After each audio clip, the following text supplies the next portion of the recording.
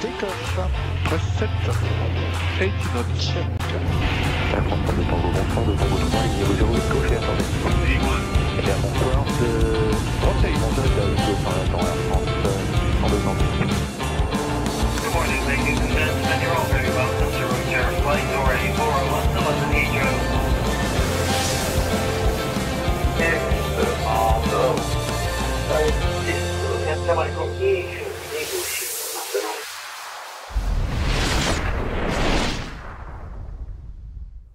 Et rebonsoir, donc là ça doit fonctionner. Rebonsoir à toutes et à tous, bienvenue dans la zone aéro. C'est tout bon, ça marche. Bienvenue les amis, les vendredis soirs, on refait l'intro, hein. C'est pour les gens qui vont nous suivre sur YouTube juste après. Bienvenue au bar de la zone depuis quelques semaines, puisqu'on alterne entre plus au sud et un peu moins au sud. Et donc là ça fait plaisir de retrouver le décor traditionnel de la zone aéro avec des petites choses qui ont changé. Vous l'avez peut-être vu. C'est ici, on a un nouveau réacteur à follower, d'ailleurs il faudrait peut-être que je le tourne comme ça, pour que vous le voyez, voilà, vous le verrez peut-être avec l'autre caméra qui est ici, puisque l'ancien réacteur on l'a remplacé, et du coup, quand il y a des followers, si d'ailleurs vous suivez l'émission, que vous n'êtes pas encore follower, cliquez sur follow, et puis ça va déclencher le petit réacteur qui est ici, donc ça devrait bien se passer. Voilà, merci Julot.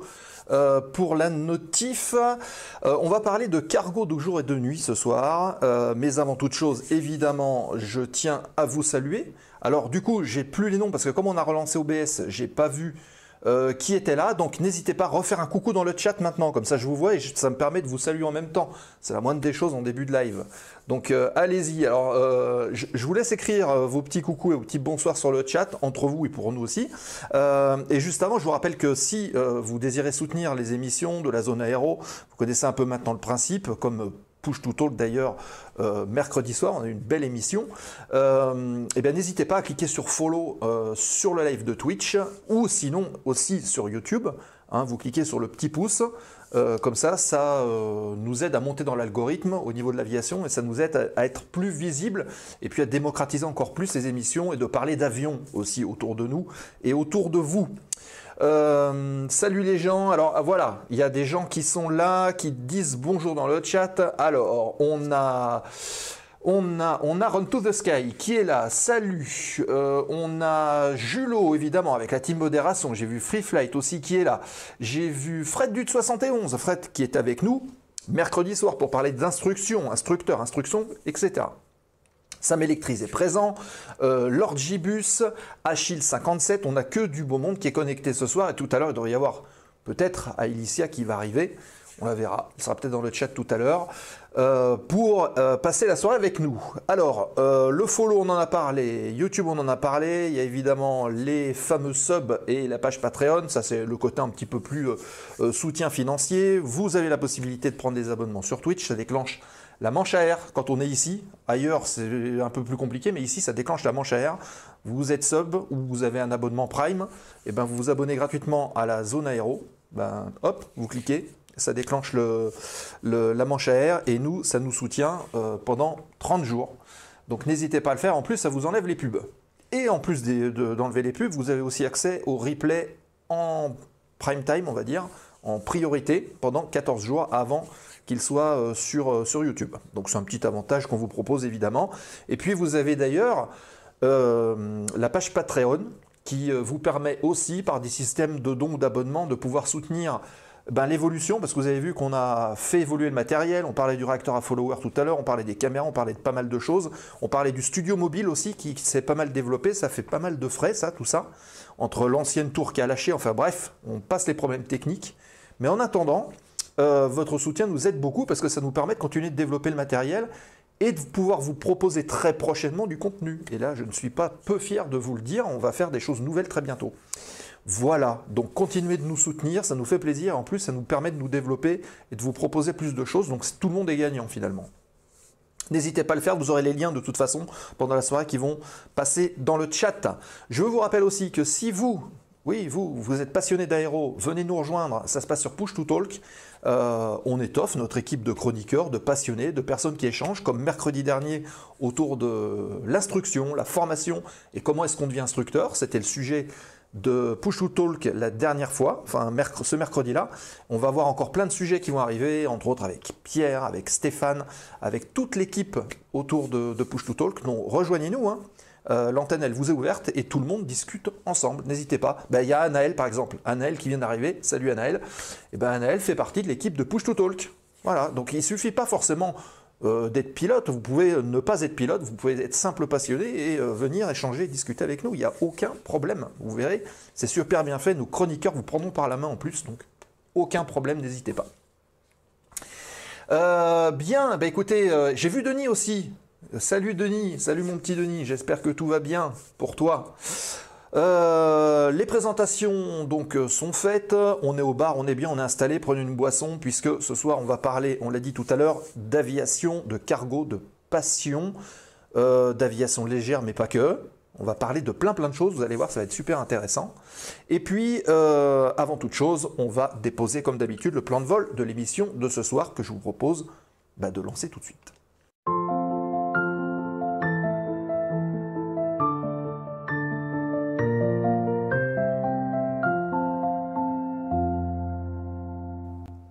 Et on est parti pour le dépôt du plan de vol de l'émission de ce soir. Je vais essayer de le faire apparaître ici. Le voilà. Les actualités du terminal dans quelques instants. 5 petites news à vous partager aujourd'hui. Glaner ici et là sur l'actualité globale de l'aviation. Donc c'est dans un instant. Et puis la séquence de ce soir, on vous en a parlé déjà depuis quelques semaines. Vous allez avoir la possibilité de discuter, de poser vos questions à Alexandre qui est avec nous. On le retrouvera tout à l'heure. Il a une carrière très riche en aéronautique, il est actuellement copilote sur Airbus A300. On parlera de cargo, on parlera du métier et vous pourrez discuter, échanger avec lui, poser vos questions comme d'habitude. Le chat vous est ouvert, posez vos questions à l'intérieur, on les reprend et puis on les aborde. Donc on discute sans filtre entre pilotes ici autour du bar, donc n'hésitez pas. Voilà, donc pilote instructeur, copilote, Airbus A300 cargo, mécanicien en plus, propriétaire d'avion. On va discuter de tout un tas de choses, ça va être super intéressant. Et puis, fin d'émission, comme d'habitude, la foire aux questions, remise de gaz, les 5-10 dernières minutes. On parle de l'actu de l'émission, on parle du programme à venir, et Dieu sait qu'il est riche. On verra ça tout à l'heure.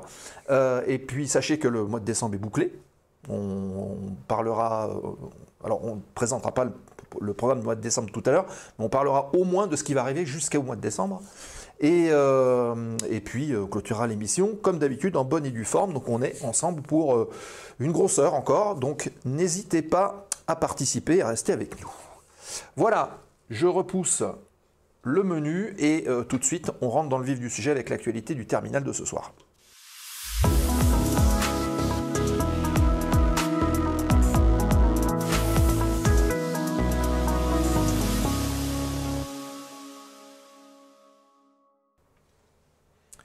Ok, on l'a perçu derrière Alex, on va le retrouver dans un instant, évidemment. Je suis juste en train de regarder pourquoi, je sais, toc, je vais peut-être faire ça, voilà. Peut-être que là il aura du son et comme ça, ça devrait être parfait. Très bien. Alors, on va attaquer l'actualité de ce soir, évidemment. Si vous souhaitez réagir à ce que vous voyez, aux actus, n'hésitez pas à le faire dans le chat. Ouais, le Push to Talk sur Microsoft Flight Simulator 2024, je l'ai en précommande le 19 septembre, je sais ce que je fais. Ah bah très bien. Il me semble qu'il y a une erreur dans le titre, A380. À quel niveau? Non, je crois que j'ai mis à 300, hein, ça devait être à 300. Bon, bref. On démarre donc l'actu de ce soir avec Turbotech. Alors, on en a parlé maintes fois dans la zone aéro de Turbotech. Le développement donc de chez Turbotech qui fabrique des moteurs à turbine qui vont probablement équiper l'aviation légère de demain. Eh bien, les choses s'accélèrent chez Turbotech.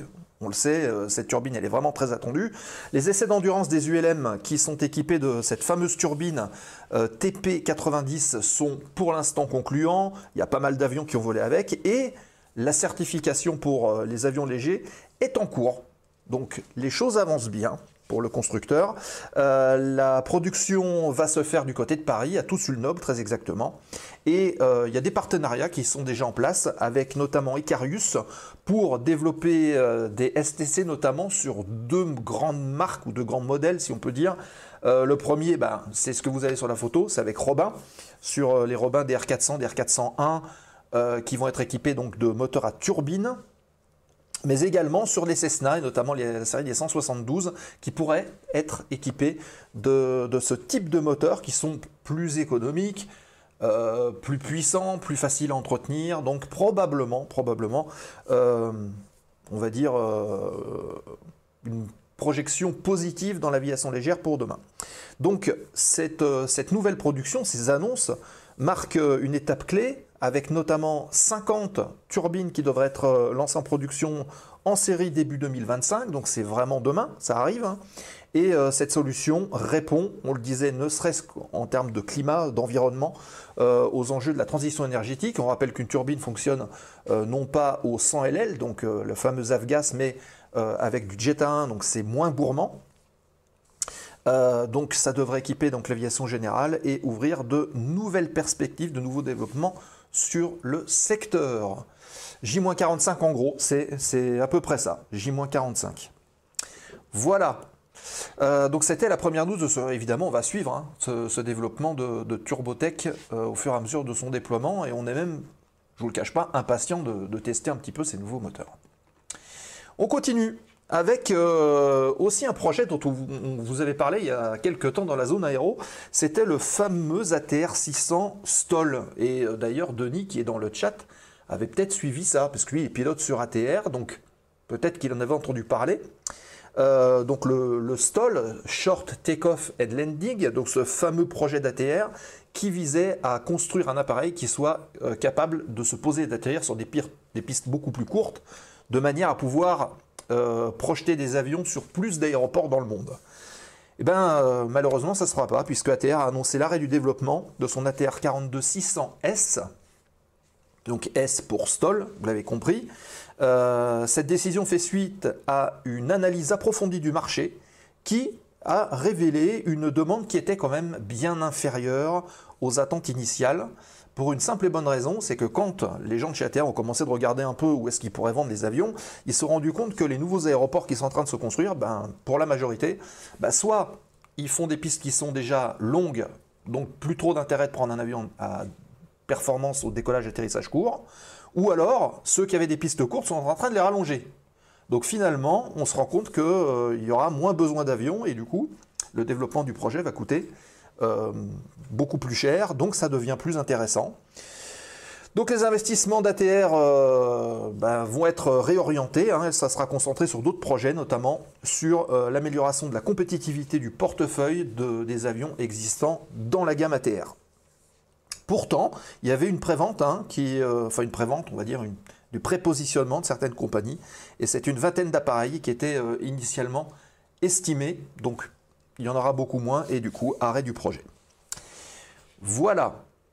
Génial pour Turbotech. Est-ce qu'il serait possible d'envisager une visite de l'usine en live? Alors, tout est possible. Après, techniquement, il faut voir comment est-ce qu'on peut faire, et puis avoir le temps de le faire. Avec l'Audi 1521, je préfère le Dash 8.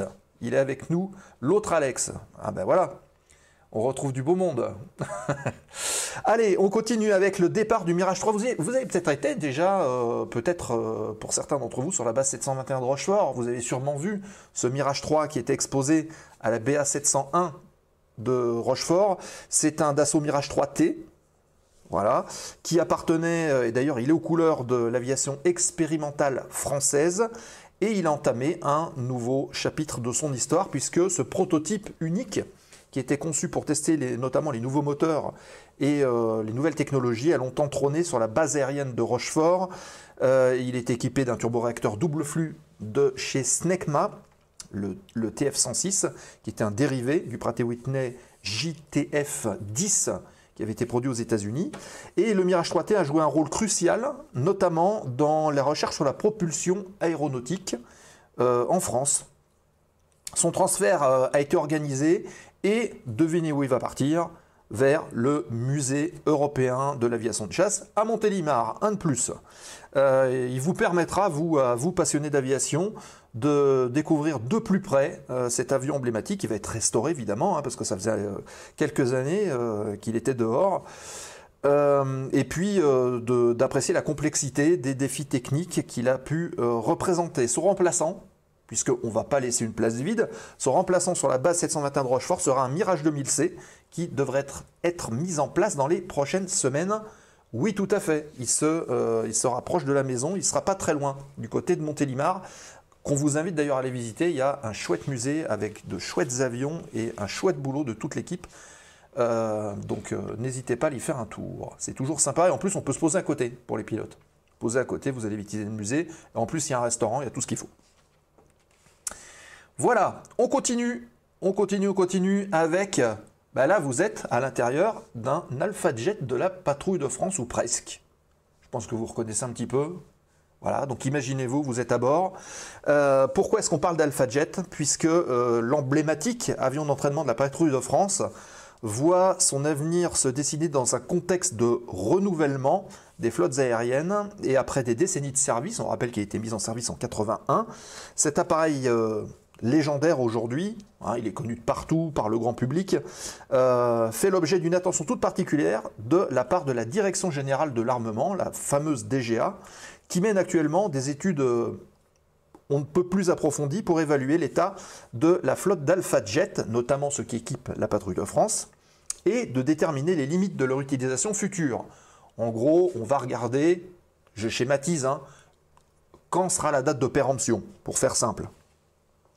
Ces évaluations sont cruciales pour déterminer si les avions vont pouvoir continuer au-delà de 2035, pour l'instant on est un peu plus de 10 ans sur le calendrier, et ainsi assurer la pérennité des démonstrations aériennes de la patrouille de France, puisque c'est le vecteur emblématique de l'armée de l'air et de l'espace.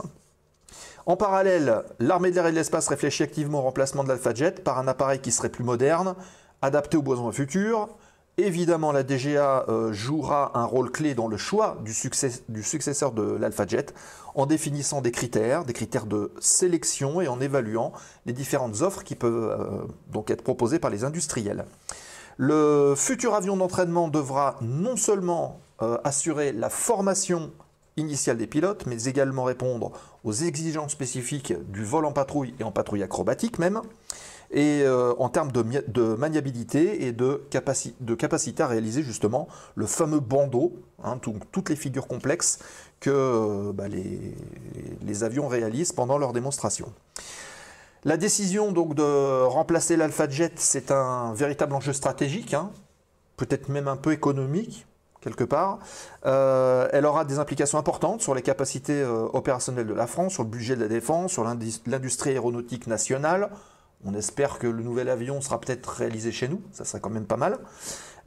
Et puis donc les prochaines années, on va dire à l'horizon de 10 ans, ces années seront déterminantes pour l'avenir à la fois de l'Alpha Jet, de la patrouille de France, qui incarne un point important du patrimoine aéronautique français. J'invite Julot à poster d'ailleurs, ouais, le PC-21, mais le PC-21 est suisse. Alors, un avion suisse, le nouvel Air Macchi choisi par les Frecce tricolorés pourrait être sympa. Ouais, mais est-ce qu'on va prendre le même avion que les voisins? Je ne sais pas ce que vous en pensez. Merci Julot, le lien de la vidéo, voilà, il apparaît dans le chat, c'est un lien YouTube d'un petit reportage sur justement le travail de la DGA sur la patrouille de France. Je vous invite à le mettre de côté et à aller le visionner un peu plus tard si vous le souhaitez ou si le sujet vous intéresse. Il est assez bien fait. On continue et on termine cette actu du terminal de ce soir pour revenir sur... et le public n'aime pas les avions hélices, ça fait vieux. Tu parles pour les avions de ligne ou alors pour la démonstration, mon cher Alex? Il faut demander à Dassault de nous pondre quelque chose si on veut faire du français. Oui, et peut-être qu'ils sont déjà en train de travailler dessus. À voir. Donc, l'enquête sur le fameux outil, on en avait parlé dans l'émission d'ailleurs, on avait un petit peu souri de ça, même s'il ne faudrait pas trop en sourire, mais bon, on avait retrouvé un outil dans le moteur d'un A380 chez Qantas, la compagnie australienne, souvenez-vous. L'appareil avait volé avec un outil qu'on avait retrouvé à l'intérieur d'une des nacelles. Et évidemment, il y avait une enquête qui avait été ouverte, on en avait parlé, je pense que vous vous en souvenez. En réalité, l'enquête a révélé qu'il a effectué près, tenez-vous bien, de 300 heures de vol, soit 17 allers-retours, avec un outil qui mesurait 1,25 m de long, qui était coincé dans un des 4 moteurs Rolls-Royce. Donc déjà, ça donne une bonne idée de la question. Cet incident qui a été révélé par l'ATSB, qui est l'équivalent du bureau enquête et analyse de chez nous, donc c'est le Bureau australien pour la sécurité des transports, a indiqué que, évidemment, il y aurait pu avoir des conséquences qui auraient pu être assez dramatiques. On imagine l'outil qui coince le moteur, avec tout ce que ça peut entraîner derrière. Et l'outil qui a été utilisé, c'est un outil qui permet de faire des contrôles endoscopiques, donc de rentrer à l'intérieur des petites cavités pour aller vérifier l'état intérieur des différentes cavités du moteur. Alors, il a été oublié suite à une maintenance qui a été faite à Los Angeles. Et il a résisté à plusieurs contrôles successifs, puisque à la fin d'une visite, en théorie, on va vérifier si on n'a rien oublié, on vérifie à l'intérieur, à l'extérieur, on vérifie si tous les outils sont là. Il y a une traçabilité d'ailleurs des outils, un peu comme dans le médical. D'ailleurs, ça vient de ce qu'on fait dans le médical, ça vient aussi de l'aviation. On numérote les outils, on vérifie que on a bien tout. Mais là, visiblement, il y a eu des trous dans la raquette. Et donc cet outil a été retrouvé, déformé par le flux d'air et heureusement il s'est coincé dans un coin et il n'a pas endommagé le moteur. Cette mésaventure met en lumière en tout cas les risques liés à ce qu'on appelle les FOD, donc les objets étrangers dans les moteurs d'avion et souligne l'importance d'une maintenance rigoureuse. Est-il besoin de le rappeler? Qantas en a profité pour renforcer ses procédures et éviter que de tels incidents à l'avenir puissent se produire. Mais cet événement rappelle quand même que dans l'aviation, dans les compagnies, un peu partout, même quand on est réputé, on n'est pas à l'abri de faire des erreurs humaines et qu'il y ait plusieurs erreurs qui amènent à un accident. Donc il faut toujours garder ça en tête et puis se dire est-ce qu'on a bien fait les choses et peut-être vérifier et revérifier. On en parlera d'ailleurs de la mécanique avec notre invité dans quelques instants. Incroyable comme histoire quand même, bah oui, je vous invite à aller la lire si vous ne l'avez pas suivi la dernière fois. Et salut Zank qui vient d'arriver avec nous. Les gars, personne n'a vu ma bagnole? Non, c'était pas quand même. 1,25 m, non, c'était pas ça. Alors, chaque place a ses outils, ouais c'est ça. Chaque place et chaque outil a sa place. Voilà. Où on peut lire ça, Seb, s'il te plaît. Vous tapez tout simplement incident Airbus A380 Qantas. Vous allez trouver une multitude de sites qui ont traité le sujet sans aucun problème. Voilà. Et donc ça, c'était l'avancée, donc le résultat de l'enquête qui continue de faire l'analyse de ce qui s'est passé. Voilà. Avec plaisir, Run to the Sky. Bien. Écoutez. L'actu du terminal, c'est terminé pour ce soir. Si vous avez des remarques à faire, n'hésitez pas à le faire dans le chat, mais aussi sur le Discord. Il est aussi là pour ça, pour échanger dans la semaine. Et j'en profite, puisque Run to the Sky est là, pour vous dire que Run to the Sky a ouvert un petit salon là sur le Discord de la zone aéro. Et il vous propose des sujets toutes les semaines. Donc allez y faire un petit tour, échanger. Il y a pour l'instant un sujet sur vos avions préférés, donc vous pouvez vous connecter sur le Discord de la zone et aller voir un petit peu sur quoi volent ou sur quoi sont passionnés les uns et les autres. Voilà.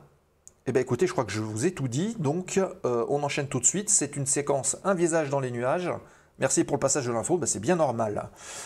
Un visage dans les nuages, on retrouve tout de suite Alexandre, on va parler cargo ce soir, c'est parti.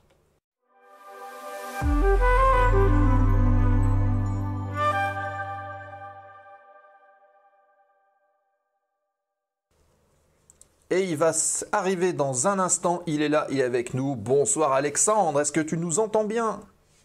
Je vous entends parfaitement. Magnifique. C'est impeccable. Parfait, merci Alexandre. Vous nous dites dans le chat si vous entendez bien Alex, comme ça au moins on est d'accord. Salut Alex, dit Babar, tout le monde te dit bonsoir, voilà. On est poli. Eh bien, bonsoir à tous et à toutes. Faible faible? Non. Vous trouvez que c'est faible? Oui, nickel. Ah non, on lui dit que c'est nickel. Normalement, il n'y a pas de souci. Ok. Je peux faire faible, si vous voulez. Non, c'est bon, là, ça doit aller. Donc voilà, donc tout le monde te salue. C'est un peu caverneux, mais ça va. Oui, ça on sait. On a essayé de résoudre le problème tout à l'heure. On va être obligé de faire avec. Mais ça devrait bien se passer. Vous allez voir, ça va bien se passer. Alex, eh ben, comme j'ai envie de dire comme d'habitude, comme à la bonne habitude dans la zone aéro, je te propose de faire une petite présentation. Hein, donc on va lancer le chrono qui va bien, qui va s'afficher ici en dessous, et en 1 minute, nous dire un petit peu ce que tu fais, d'où tu viens, et puis ton parcours dans la grande aviation qu'on partage tous. Oui, écoutez, Allez, c'est parti. Je m'appelle Alexandre Léger, je suis originaire de Bourgogne, donc originalement pilote d'aéroclub à l'aéroclub du Bassin Minier, comme Sébastien Notet d'ailleurs. Et j'ai une carrière dans l'industrie, mais j'ai toujours été pilote d'aéroclub. Et approximativement vers 47 ans, je me suis décidé à être pilote de ligne. Voilà, donc j'ai réalisé mon cursus complet, ATPL théorique, et puis Aérofutur pour la partie pratique, pour ensuite arriver pendant la période Covid où j'ai pas eu d'opportunité et j'en espérais pas beaucoup. Et à cette période-là, j'ai fait un deuxième métier qui était mon métier de mécanicien aéro que j'ai adoré faire pendant 1 an. Et j'ai eu ensuite beaucoup de chance parce que j'ai rencontré des personnes qui m'ont permis d'avoir des opportunités pour entrer dans l'aviation de ligne, la grande aviation comme on dit, avec un départ sur un avion qui n'était pas forcément très connu, qui était l'A300. Un avion qui est peu fréquent aujourd'hui sur nos aéroports internationaux, mais qui reste encore très actif sur la partie cargo dans le monde entier. Donc voilà, on m'a proposé 2 de mes amis dont je parlerai tout à l'heure, qui m'ont poussé, qui ont eu confiance en moi et qui m'ont permis d'accéder à ce poste de pilote sur A300. Donc après avoir fait une QT à Toulouse sur cet avion, eh bien, j'ai attaqué en 2022 les opérations de cargo entre l'Europe et le Moyen-Orient. Puis, ça m'est arrivé aussi d'aller en Chine et en Inde. Dubaï également, principalement le Moyen-Orient et l'Europe. Avec mes destinations principales sont Liège et Tel Aviv.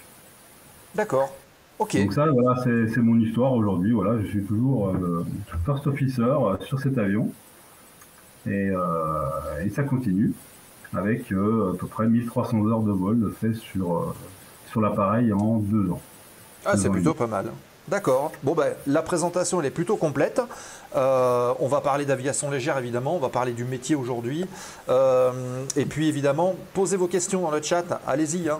Envoyez les questions. On les met de côté et puis on les aborde avec Alexandre sans aucun problème.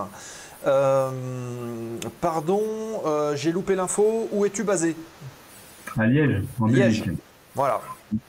Liège. C'est un gros hub cargo européen. Voilà. On verra quelques photos. Voilà. Donc Achille57 qui te remercie pour la réponse.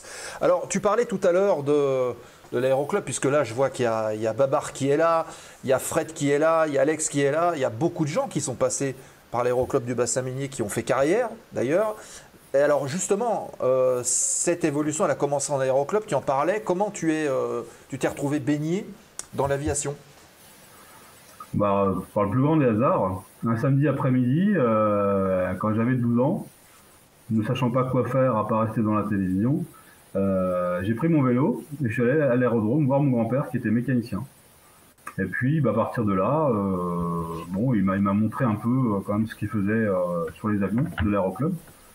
Et puis il m'a proposé, il m'a dit on va faire un vol et puis on verra si ça te plaît. Et là effectivement mon premier vol sur un avion, c'était sur un ATL. Et c'était en 86, 87. Et là, 2 déclics, ça m'est venu comme ça, en prenant les commandes de l'ATL pour la première fois. D'accord. À partir de là, la passion a toujours été là et toujours là. Et donc, il était déjà mécanicien, mais tu n'avais jamais eu l'occasion d'aller faire un tour avant ? Si, parce que plus jeune, mon grand-père nous emmenait en voyage, mais parfois on allait à Chambéry, souvent pour amener les morceaux de moteur chez Rectimo. Mais j'avais jamais pris les commandes. Et j'avoue que c'était vraiment la découverte, c'était le pilotage. Le fait de prendre les commandes et d'être capable de manier cet avion et de faire des beaux virages avec un ATL. Mais ça, c'était un très très bon souvenir. Alors regardez ce que c'était qu'un ATL, parce que je crois qu'aujourd'hui, il y en a, je ne sais pas s'il y en a encore beaucoup en Il y en vol. a quelques-uns qui volent encore en France, Voilà. dans les clubs. C'est un avion qui faisait 55 chevaux avec un moteur à l'époque, un moteur Renault, Limbach ou je sais plus, JPX plutôt. Non, c'était JPX le premier moteur de l'ATL. Et c'était un avion qui était plutôt agréable, confortable, avec une très bonne visibilité. C'est Robin qui le fabriquait. Il avait une dérive en V. Voilà, comme le Fouga Magister. Voilà. Allez regarder des photos, vous verrez à quoi ça ressemblait, ce fameux... C'est Robin ATL d'ailleurs. Robin ATL, hein, c'était un programme d'État qui voulait développer un avion d'école pour les aéroclubs. Et Robin avait répondu favorablement avec cet avion. C'était un biplace? Biplace, côte à côte, ergonomiquement très réussi, au niveau visibilité et puis le confort de vol. Seul bémol était sa performance qui n'était pas à la hauteur du Jodel 112 qu'on avait également au club. Et bon, c'est un avion qui volait à 140 km/h, 145, alors qu'un Jodel 112 qui faisait à peu près la même puissance, c'était déjà plus rapide. Et bon, voilà, c'est un avion qui a eu un bel avenir, hein. Il a formé des pilotes à l'aéroclub. Et voilà. Il a malheureusement été abîmé ensuite. Et c'est comme il a été vendu à ce moment-là parce qu'il était plus en état de vol, mais voilà. D'accord. Je ne pas sur l'ATL, hein. C'était un avion qui a eu son histoire. Alors j'enregistre déjà des questions qui arrivent. Il y a Run to the Sky qui dit je viens de voir une photo, ça devait être bien stable comme avion, hein, avec le ouais, il avait beaucoup de dièdres et il avait un dièdre, comment dire, il avait les ailes, les bouts d'ailes qui partaient en avant. Vous voyez, d'habitude, bon, on a les ailes en flèche, ben, légèrement en flèche inversée. Et ça lui faisait une gueule un petit peu spéciale. Bon, mais bon, voilà, c'était un avion qui est pour étoile, composite. Alors, premier vol, première prise de commande à 12 ans, on ne peut pas passer le brevet tout de suite, donc comment tu t'es dit, allez, je démarre? Bah alors je démarre, déjà j'avais pas les moyens financiers de le faire, de toute façon, et pas l'âge. Donc mon grand-père m'a dit, bah écoute, de toute façon t'es pas très, comment dire, j'étais plutôt tête en l'air, plutôt rêveur à l'école, et pas forcément un cador, donc j'ai commencé par la mécanique en fait, pour m'apprendre à être un peu plus concentré et faire des choses un peu plus, et avec beaucoup plus d'attention, ben, il m'a initié à la mécanique, à tous les niveaux, hein, que ce soit motorisation, les visites, les démontages d'avions en campagne, des choses comme ça. Et bon, au fil du temps, j'ai été mordu aussi bien par la mécanique finalement que par le pilotage. Mais bon, à 14 ans, je trépignais d'impatience de prendre ma première leçon d'instruction. Et bon, bah, la première leçon d'instruction, c'est pas compliqué. C'était un vol de convoyage pour aller à Villefranche-sur-Saône en DR400. Voilà. Ok. Je me rappelle encore, voilà. Bah, c'est une belle entrée en matière. Ouais, c'était bien. Alors, tu l'as fait sur quel avion et comment tu t'es senti justement sur cette première leçon? La première leçon, c'était sur un avion, c'était un DR400 108 chevaux, qui n'était pas très motorisé et qu'on avait au club. Mais la formation à l'aéroclub du bassin minier à Monceau se fait sur train classique. Donc l'instructeur m'a très rapidement dit, écoute, on fait un premier vol sur celui-là parce que bon, vu que c'est un convoyage, tu vas pas payer ton vol, donc on va faire un peu le pilotage de base. Et puis ensuite, le reste de la formation se fera sur DR220 et Jodel 112. Ok. Voilà. Et à 14 ans, 15 ans, voilà, un peu après mes 14 ans et demi, j'ai dû être lâché. Voilà. À l'époque, on lâchait les élèves assez tôt, donc voilà, c'était sur Jodel D112. On faisait la formation de base sur DR220 et ensuite les tours de piste sur D112 parce que le coût était quand même inférieur. D'accord, donc le fameux PIM. Le fameux PIM, exactement. Qui a vu passer toute des générations de pilotes. Le PIM, ouais, c'est ça. Voilà, le fameux D112 de Montceau-les-Mines. Ok, donc ça y est, tu arrives, tu es lâché, tu es breveté. Comment les choses s'enchaînent? Ensuite, brevet de base. Brevet de base passé en 89. Et puis ensuite le PPL, enfin l'équivalent c'était le TT à l'époque, en 92. Donc finalement j'ai eu mon TT quasiment avant mon permis de conduire. Et ben j'ai continué à faire du vol. En fait, j'ai essayé par tous les moyens d'avoir des heures de vol, de passer le plus de temps possible en l'air, ce qui n'était pas forcément toujours évident. Alors mon grand-père m'aidait un peu financièrement, mes parents bien sûr beaucoup, mais il fallait quand même travailler un peu. Donc voilà, on travaillait à l'aéroclub et avec un de mes amis, c'est vrai qu'on a passé beaucoup d'heures à tondre les bords de piste pour 1 kilomètre avec c'est des journées entières de tonte pour se payer voilà, 20 minutes de Jodel ou 30 minutes. Et après, j'ai eu l'opportunité, encore une fois, tout ce que j'en parle pas forcément, mais c'est quelque chose de vraiment très intéressant si vous avez l'occasion de le faire, c'est de faire de la photo archéologique. Donc pendant à peu près 3 ou 4 ans, j'ai fait de la prospection archéologique en avion. Alors c'était pour qui, comment, pourquoi? C'était pour un local qui avait des subventions pour faire de la prospection. Donc on prenait un avion et à la tombée du soleil, enfin autour des 19h, 20h en été, on faisait à peu près 1h30 de vol et on explorait un secteur particulier et on repère voilà, que ce soit des voies romaines, des vestiges dans les champs, parce qu'avec la lumière rasante, on a quand même facilement une idée d'anciennes constructions. D'accord. Voilà. Donc ça, c'était pour monter les heures, c'est une sorte de mûrissement quelque part. Exactement, et ça m'arrivait de faire à peu près 3-4 heures par semaine. Hein. Ah oui, d'accord. Ouais, quand il faisait très beau, on faisait beaucoup de prospection, jusqu'à Lons-le-Saunier, en fait, on faisait jusqu'à 200 km suivant les sites où on allait prospecter. D'accord. Ok. Et ça m'a permis de faire des heures de vol et de monter mes heures. Ok. Bon ben voilà, ça peut. Alors je sais pas si c'est toujours d'actualité ce genre d'activité, je suis pas certain. Mais aujourd'hui avec les drones, c'est quand même plus facile. Voilà, on va dire que c'est plus. On va peut-être moins loin aussi. Hein. Ouais, c'est sûr. Et puis bon, les conditions, avec la sécheresse, avec tout ça, il y aurait moyen encore de faire des découvertes de vestiges, je pense. Ok. D'accord, donc on évolue là-dessus. Et à ce moment-là, tu as envie de partir sur d'autres avions parce que on sait que dans les aéroclubs, notamment l'aéroclub du bassin minier, il y en avait beaucoup. Tu t'es dit, tiens, j'ai envie d'aller toucher d'autres manches, j'ai envie de faire autre chose. J'avais toujours envie d'aller piloter l'avion le plus puissant, le plus rapide, celui qui allait le plus loin. Donc oui, effectivement, j'ai voulu me faire lâcher sur tous les avions du club et au final, je fais ma formation sur des R220, des 112, bien sûr, pour le lâcher. Après, j'ai fait des R400, 120 chevaux, qui arrivaient à l'aéroclub. On avait un DR400 160, donc je me suis fait lâcher aussi sur le 160. Et on avait un autre avion, un métallique, qui était un Robin R1180 Aiglon, qui était 180 chevaux, avec un pseudo-pilote automatique. Et voilà, j'étais gros fier de piloter tous les avions du club, en fait. D'accord. Voilà, c'est mon truc. Voilà. D'accord.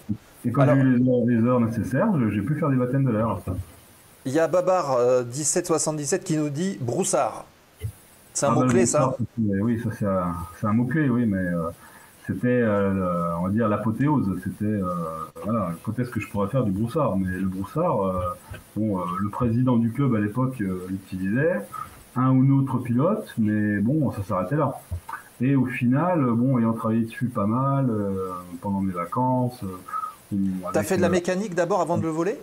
Ah oui, bien sûr, oui, ouais. On a restauré l'avion. En fait, l'avion est arrivé en 89 et il était en état, on va dire, sorti de l'armée de l'air. Hein. C'est un avion qui a été acheté à haut domaine, qui sortait de l'armée de l'air, qui était en parfait état interne, on va dire. Mais extérieurement, la peinture était complètement décrépite, usée, dépolie. Donc il a fallu repeindre, dégraisser toutes ces tôles, repeindre l'avion. Et puis on l'a, au fil du temps, remis en état, vraiment bon état. Et puis au fil du temps, à force de faire des vols à droite, un jour, j'ai volé avec un pilote militaire qui s'appelle Philippe Duclos, qui est quelqu'un qui était connu et qui était démonstrateur du Mirage 3, pilote c'est aussi démonstrateur du 2000 à l'époque, et qui était encore dans l'armée de l'air et qui m'a, entre guillemets, fait mon premier vol d'instruction sur le broussard. D'accord. Et là j'avais 16 ans, 16-17 ans. Plutôt pas mal. Voilà, puis après il y a encore eu quelques années, 1 an ou 2, où j'en ai fait pas mal à droite, et puis un jour j'ai été lâché, j'avais 17 ans et demi à peu près. D'accord. Pour ceux qui veulent voir ce que c'est que le Rafale, vous tapez le Rafale, le broussard. Rafale, on n'a pas parlé, peut-être un jour, mais voilà. Le Broussard, vous tapez Broussard, peut-être Mont-Soleil-Mines, et puis vous verrez justement les photos de l'avion en question. Combien de temps ça a duré le chantier de restauration? Bon, le chantier il a duré quelques, allez, on va dire 1 ou 2 étés. Il n'y avait pas énormément à faire. Si c'était pas non plus.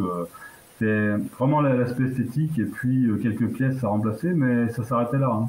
Mais ça demandait quand même du temps parce que c'est un avion qui perd beaucoup d'huile. Et quand un avion perd beaucoup d'huile, lui, il se met entre les tôles sous le fuselage, par exemple. Et voilà, et on peut pas repeindre un avion s'il n'est pas dégraissé. C'est compliqué de dégraisser un avion qui a eu de l'huile, donc à grand coup de toluène et de produits, bien sûr qu'aujourd'hui ils sont plus utilisés. Ouais. On a réussi à dégraisser cet avion, décaper certaines tôles, et puis refaire une peinture correcte. D'accord. Voilà. Donc tout s'est fait là-bas à l'aéroclub. Voilà, tout s'est fait à l'aéroclub, et en parallèle, on avait commencé la restauration d'un Morin 733 et d'un Dassault Flamand 312. Donc voilà, on a passé avec mon copain David. C'était principalement lui qui travaillait, mais on a passé quand même 5-6 ans de restauration sur ces avions. Voilà, tous les week-ends, toutes les vacances. C'était quasiment, alors pas un temps plein, mais un bon mi-temps. Ouais, on va pas dire que ça m'a freiné un peu ma capacité scolaire et mes performances scolaires, mais légèrement. J'étais plus intéressé pour faire ça que pour étudier. Allez, voilà. Poser des équations à droite et à gauche. Ok, ouais, ça marche. Ok, donc on évolue un petit peu là-dedans, tu te fais lâcher. Est-ce que tu as des expériences un petit peu particulières sur d'autres avions particuliers? Je pense par exemple à des activités comme de la voltige ou ce genre de choses. Oui, alors la voltige, j'en avais fait assez tôt. J'en avais fait pendant j'étais brevet de base, j'avais fait déjà de la voltige sur le cabine de Lons-Saunier à l'époque. Mais ça m'avait quand même un peu plus effrayé, on va dire, qu'attiré à l'époque. Voilà, je n'avais pas eu un vol de baptême voltige, et en fait, j'ai eu l'occasion, 1 an ou 2 après, une fois breveté, de faire un baptême de l'air, cette fois un vrai, avec un pilote émérite qui s'appelait Eric Muller, donc qui avait écrit un livre sur la voltige aérienne. C'était quelqu'un de très connu à l'époque, hein, et qui avait le record mondial de vrille plate sur son avion, et qui avait un extra 200, et ce pilote un jour m'a dit écoute, si tu as peur de faire de la voltige, moi je vais te faire un vol, et puis tu me diras ce que tu en penses. Et là effectivement je n'avais pas du tout la même expérience ni la même sensation, ouais, avec quelqu'un qui n'était pas là pour en mettre plein la vue, mais pour donner du plaisir en fait en vol, avec des facteurs de charge modérés, mais des figures harmonieuses, et pas forcément des déclenchés ou des choses un peu ou du vol d'eau qui sont pas forcément très agréable, hein, au départ. Voilà, donc, à partir de là, j'ai voulu en faire, mais bon, ça a pris beaucoup de temps. Hein. J'ai eu mon FCL 800, je l'ai passé en 2013, donc voilà, ouais. J'en ai pas fait, c'est quand même assez cher, hein, faire de la voltige. Ouais. Donc, voilà. D'accord. Alors, on se rend compte quand même, rien que sur ce petit début de carrière, on va dire, que les rencontres, finalement, elles sont fondamentales, parce que tu as pu rencontrer les bonnes personnes au bon moment. Oui, après, oui, c'est un milieu, j'ai toujours, entre guillemets, j'ai toujours été un poisson dans le même bocal, hein, sans vouloir absolument être monoculture, parce que je m'intéresse à pas mal d'autres choses, mais j'ai toujours été dans le milieu, avec pas mal de gens que j'ai rencontrés, et ça m'a permis à chaque fois d'avoir des nouvelles expériences. Ouais. En fait, bon, voilà, c'est une ouverture d'esprit, c'est juste voilà, de rencontrer des gens, et puis après de pouvoir, à l'opportunité de faire un vol sur un avion. Bon, je peux raconter une anecdote. J'ai eu l'opportunité de faire un vol sur un avion mythique, et par le plus grand des hasards, hein, j'ai fait une navigation pour aller à Besançon, Lavez et Nantis, pardon, des terrains en herbe. Et je rencontre quelqu'un sur place que je connais, qui s'appelle James Bouquet, et qui était président du CRA à l'époque. Et il me dit, mais ça te dirait de faire de l'Antonov 2 ? Je lui dis, bah oui, bien sûr que ça me dirait de faire l'Antonov 2, mais il est où l'Antonov 2 ? Il me dit, il arrive, il se pose là. Et si tu veux, tu montes, prochain vol, tu montes à droite, le gars il va te faire piloter. Et là, j'ai eu l'opportunité de faire un vol en Antonov 2. Et comme ça, vraiment inédit sur un avion qui est surprenant, quoi. Ouais. Surprenant. Voilà. C'était le Broussard, mais en plus lent, mais en plus puissant, avec avec, voilà, avec un peu plus gros aussi. Derrière, c'était quand même plus gros. Mais ouais, c'était vraiment, ouais. Donc les rencontres, oui, c'est forcément, hein, il faut être là au bon moment, mais il faut aussi connaître un peu du monde. Et voilà. Et le monde, en fait, se rencontre aussi en étant sur place, en prenant du temps. Oui, oui. Bah après, c'est beaucoup de bénévolat. Hein. C'est ça, l'associatif. Il faut pas se leurrer. Hein. Si vous voulez faire de l'avion et payer le moins cher possible, il faut beaucoup donner, quoi. Il faut être présent. Il faut laver les avions. Il faut les réparer. Il faut les essayer après. Voilà, c'est pas toujours très. Voilà, ça demande un effort. Et aujourd'hui, bon, voilà, ça a l'air de s'amenuiser un peu, hein, le bénévolat en club. Ouais, c'est sûr. Plutôt rare. On remercie Run to the Sky qui vient de continuer son abonnement. Merci beaucoup, mon ami. Alors, on va commencer par les questions du chat. Il y en a une qui est arrivée de Sam Electriz qui pose cette question. Alors, on va parler un petit peu de ton métier actuel. On reviendra tout à l'heure sur la transition entre l'aviation légère, la formation aussi évidemment. Comment se déroule la journée d'un pilote cargo? Est-ce que c'est différent d'un pilote de ligne? Quel est le planning type? Et pourquoi tu as choisi le cargo et pas forcément des passagers? Alors déjà, c'est le cargo qui m'a choisi, c'est pas moi qui l'ai choisi. J'ai pas eu forcément le choix, mais il s'avère que c'était un bon choix parce que je me plais très bien dans l'activité cargo. Après, la journée d'un pilote cargo, bon, généralement, elle est interminable, déjà. C'est à peu près l'équivalent toute ma famille était routier, bah, je me retrouve à peu près à faire un métier à peu près similaire. C'est-à-dire que bah, il faut que l'avion soit chargé, déchargé bien sûr, et rechargé pour repartir. Parce que l'activité du cargo, ce qui est rentable dans le cargo, c'est de faire des allers-retours, c'est de faire des allées à plein et de faire des retours à plein. Mais ça prend du temps de charger, décharger un avion. Donc il y a toutes sortes de métiers autour de ça. Donc, combien de temps à peu près, juste pour donner un ordre d'idée sur un A300? Le chargement de l'avion prend à peu près 1h30 avant le vol. Et déchargement prend 30 minutes, 35 minutes, tout dépend de la charge. On va dire qu'on transporte environ, en moyenne, 48 tonnes de matériel. Donc il faut à peu près 45 minutes pour le décharger et 1h30 pour le recharger. Donc quand on est à l'escale, on a encore... bon, c'est pas du Ryanair, quoi. On s'arrête pas, on repart pas dans 20 minutes. Hein. On a 2 heures minimum, 2h30 sur place. Donc ça fait des duties qui sont assez longs. C'est-à-dire que bon, on est à l'avion 1 heure avant, 1 heure, 1h30. Et puis, soit le chargement est pas fini, soit il manque des palettes, soit... Bon, il y a beaucoup d'aléas, on va dire, liés à ce chargement. Mais après, bon, le vol dure un certain temps. Nous, c'est des vols qui durent à peu près 4 heures, 4h30 environ, pour aller jusqu'à notre destination qui est en Israël. Et ensuite, déchargement, donc 2 heures, 2h30. Si on rajoute à ça quelques slots, bien sûr, habituels pour le retour ou même pour l'aller, on finit par avoir des duties très proches des limites. Donc on a toujours des duties de minimum 12-13 heures. Oui, parce qu'il y a cette fameuse réglementation qui est derrière tout ça et qui empêche quelque part les abus et de faire travailler des pilotes trop longtemps. Voilà, et quand on ne peut pas assurer le temps, on est obligé d'être en équipage à 3. Donc 3 pilotes qui partent en même temps? Voilà, 3 ou voire 4. Tout dépend. Si on fait plusieurs escales, si on fait 3 escales, on est obligé de partir à 3. Parce que les temps de vol, plus le chargement, déchargement, ne permettent pas de tenir les 13 heures maximum de duty en journée. Après, l'activité cargo, elle est... Bon, je vais vous parler de mon activité à moi, elle est en majorité la journée. Mais il faut savoir que le cargo se fait principalement la nuit. Sur des sociétés comme DHL, comme ASL,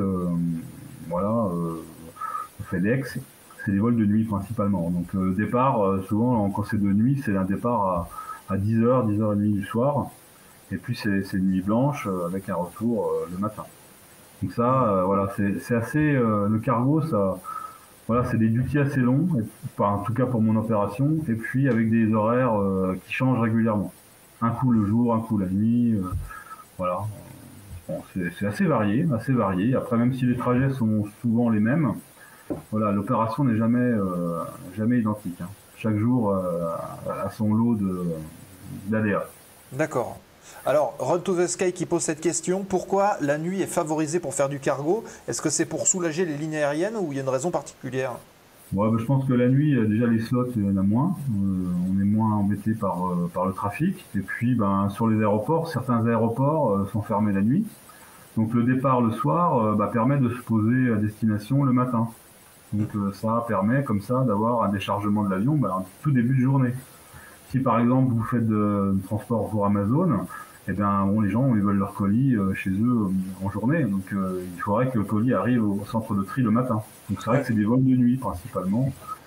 Vous cliquez sur Amazon le jeudi soir, le vendredi matin, l'ATR ou l'Airbus vous a déchargé votre colis. Déjà le matin en fait, suivant la destination. Vous travaillez justement pour des sociétés comme Amazon de livraison de colis spécifiquement ou... Nous on fait une opération qui s'appelle ACMI. Donc, je ne sais pas si vous voyez ce que c'est, ACMI. ACMI, c'est en fait on met à disposition notre avion, notre équipage et la maintenance et l'organisation des vols au service d'une compagnie aérienne. En gros, c'est l'avion est loué par une compagnie. Donc moi, ma compagnie nous loue l'avion, l'équipage, les mécaniciens et l'organisation, la maintenance. Tout ça est loué à la société El Al, la compagnie aérienne El Al, qui est la compagnie nationale israélienne. D'accord. Donc, on est sous-traitant d'activités cargo pour cette compagnie. Ok, d'accord. Voilà, c'est comme ça que ça se passe pour nous. Après, il y a d'autres sociétés comme ASL, par exemple, qui travaillent beaucoup avec DHL, qui travaillent beaucoup avec beaucoup d'opérateurs cargo. Donc ils font aussi de l'ACMI pour d'autres, ils font pour Air France aussi, des vols La passagers. Poste aussi, je crois, qu'ils faisaient. Voilà, ils font de la postale. Dans un chargement, on peut avoir un peu de colis Amazon, on peut avoir du poisson, on peut avoir de tout, des pièces de camion, de train, des pièces de rechange, de tout. Ouais, c'est très très large, il y a beaucoup de... Mais vous voyez pas le matériel, vous voyez juste des caisses, mais vous savez par contre ce qu'il y a dedans. Alors nous, on a la NOTOP, on a tout le registre de chargement, où avec le commandant de bord, on vérifie que avec les dangerous goods, donc les produits dangereux, que le vol va pouvoir avoir lieu en bonnes conditions. Donc ça, on tient compte des codes qui sont référencés et puis des menaces, on va dire, liées au chargement. Donc ça, c'est revu avant le décollage. Ouais. C'est quoi? C'est des produits chimiques? Ça peut être tout et n'importe quoi? Oui, ça peut être. Alors après, on va pas dire qu'on transporte, je sais pas moi, tel ou tel matériel, mais on peut dire que, par exemple qu'il y a 60 litres d'acide chlorhydrique ou 15 kilos de batterie lithium, sans dire forcément sur quel matériel c'est installé. Mais c'est référencé par Dangerous Goods. Donc nous, voilà, ce qu'on sait, c'est ça. Ouais. On sait le type de produit et la classification des Dangerous Goods qu'on transporte. Et le commandant de bord valide ce chargement. S'il a un doute sur le chargement, s'il y a quelque chose une palette en trop ou quelque chose qui ne correspond pas à ce qui a été prévu, il peut demander à décharger des produits. D'accord. Et on peut parler aussi d'un autre métier du cargo. Alors je ne sais pas si tu pourras montrer peut-être les images après, on les commentera, mais il y a un métier qui est important dans le cargo, c'est le loadmaster. C'est une personne qui est avec nous dans l'avion et qui est chargé, lui, du chargement de l'avion et du centrage de l'avion. Donc ça, c'est un travail, on n'en parle pas forcément souvent, mais c'est un travail très important parce qu'il assure en fait le bon chargement de l'avion. Et c'est pas si simple, parce que vous avez des conteneurs qui arrivent, peut-être une quarantaine de conteneurs. Ils ont chacun un poids différent. Et toute l'organisation du chargement est faite avant, et il faut que les conteneurs arrivent dans le bon ordre. Parce que si vous chargez un conteneur, par exemple, dans l'avion, et que vous l'amenez dans la queue, l'avion il va tomber sur le cul. Ouais. Donc on amène le conteneur dans l'avion, on le met au centre de gravité, entre les deux, le train avant et le train arrière. Pendant ce temps, on charge le cargo inférieur de la même façon, et après on charge le cargo arrière, et petit à petit, comme ça, on charge l'avion. Donc c'est pas si simple, c'est pas un camion qu'on charge. Voilà, oui, c'est pas on met tout à la queue leu et basta. Voilà, c'est pas du tout ça. Oui. Et après, nous, à partir du chargement, et puis on appelle ça la load sheet, qui est un document qui permet pour nous déjà de calculer notre trim et de savoir les performances qu'on va pouvoir avoir au décollage. Oui, en espérant qu'elle soit compatible avec le terrain et que tout se passe bien. Alors après, oui, bien sûr, oui, si on a on va dire une application de calcul qui permet de connaître les performances de décollage. Après, il y a beaucoup de leviers pour arriver réduire les distances de décollage, par exemple, parce que nous, on fait de la green operation, on va dire ça, on va être un peu écolo, on va dire qu'on fait de la green operation, et surtout de l'économie de moteur. Donc on décolle en flex, on décolle avec des puissances réduites, et mais bon, le A300, c'est un avion qui est assez bien motorisé. Il est motorisé avec, pour notre avion, qui est l'A300-622, c'est des Pratt & Whitney JT9, donc c'est les mêmes réacteurs que sur le 747. Et bon, c'est un avion qui est assez bien motorisé, voilà. Et il permet quand même, voilà, de partir. Bon, à pleine charge, c'est un avion qui fait 170 tonnes et demie. Et nous, on l'exploite régulièrement à 158, 160. Et bon, bah, si on décolle en TOGA, c'est-à-dire maxi puissance, bon, on va dire que même sur la piste la plus courte à Liège, on arrive à décoller sans problème. Hein. Voilà. D'accord. Pas trop limité, voilà, à part bon, si on va dans les pays chauds ou en altitude, où là où on aura peut-être des soucis. Mais... Ouais, d'accord. Hop, je vais essayer de repasser ici. On va lancer le diapo et tu peux commenter justement les différentes photos. C'est toi qui les as faites, donc là on voit le cockpit. Oui, alors voilà, ça fait un cockpit qui est assez séduisant, parce que bon, on aime bien quand il y a beaucoup de boutons et beaucoup de cadrans.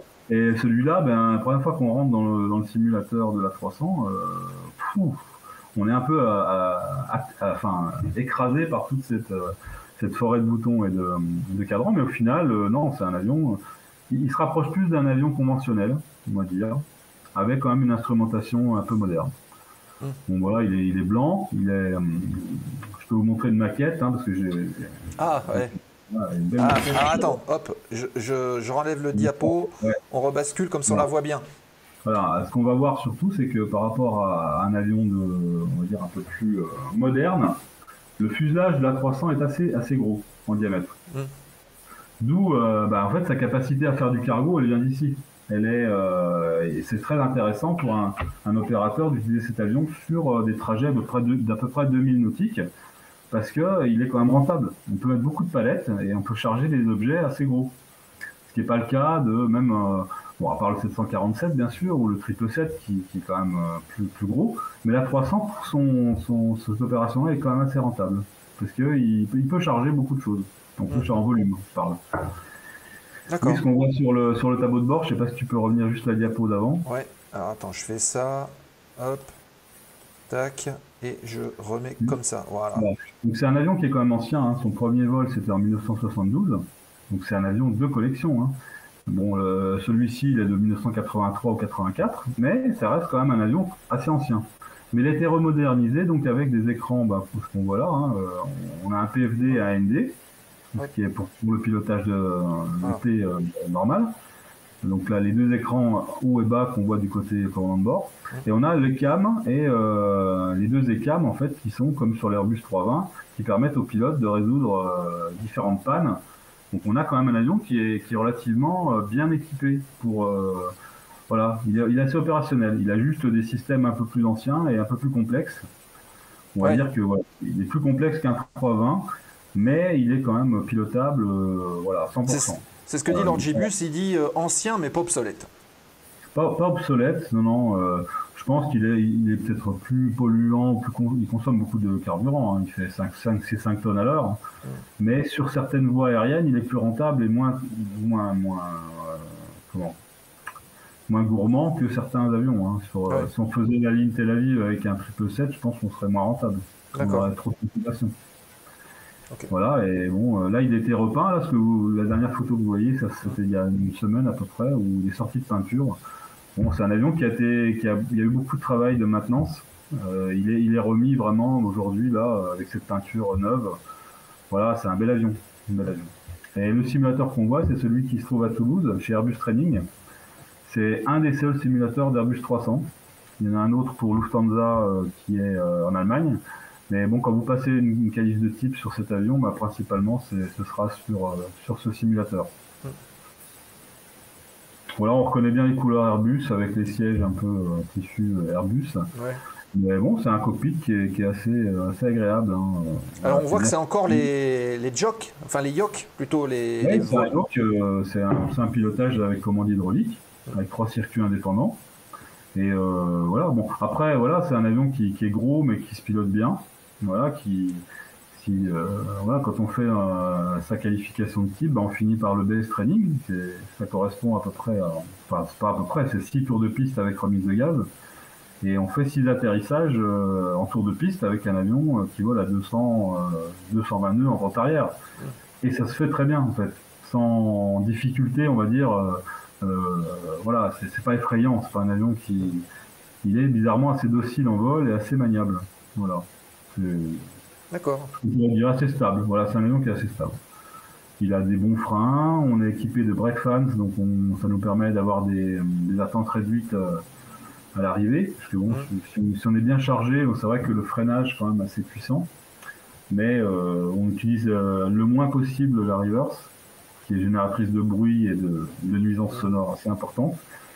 Donc voilà, cet avion il est équipé avec des brake fans. C'est une option Airbus sur cet avion et qui est très utile. Voilà. Okay. Donc c'est assez gros, hein, ouais, les trains d'atterrissage sont assez volumineux. Là, ce qu'on voit ici, c'est le caisson quand la trappe de train est ouverte, donc avec les circuits hydrauliques, les différents circuits. Bon, on voit que c'est un avion assez fourni, hein, assez complexe. Voilà, c'est notre vue de l'intérieur du caisson de train. Donc là, on peut arriver, nous pilotes, à monter pour aller vérifier des niveaux hydrauliques si besoin. Donc on doit savoir comment ouvrir les différentes trappes de train. D'accord. Voilà, les réacteurs, JT9, Pratt & Whitney.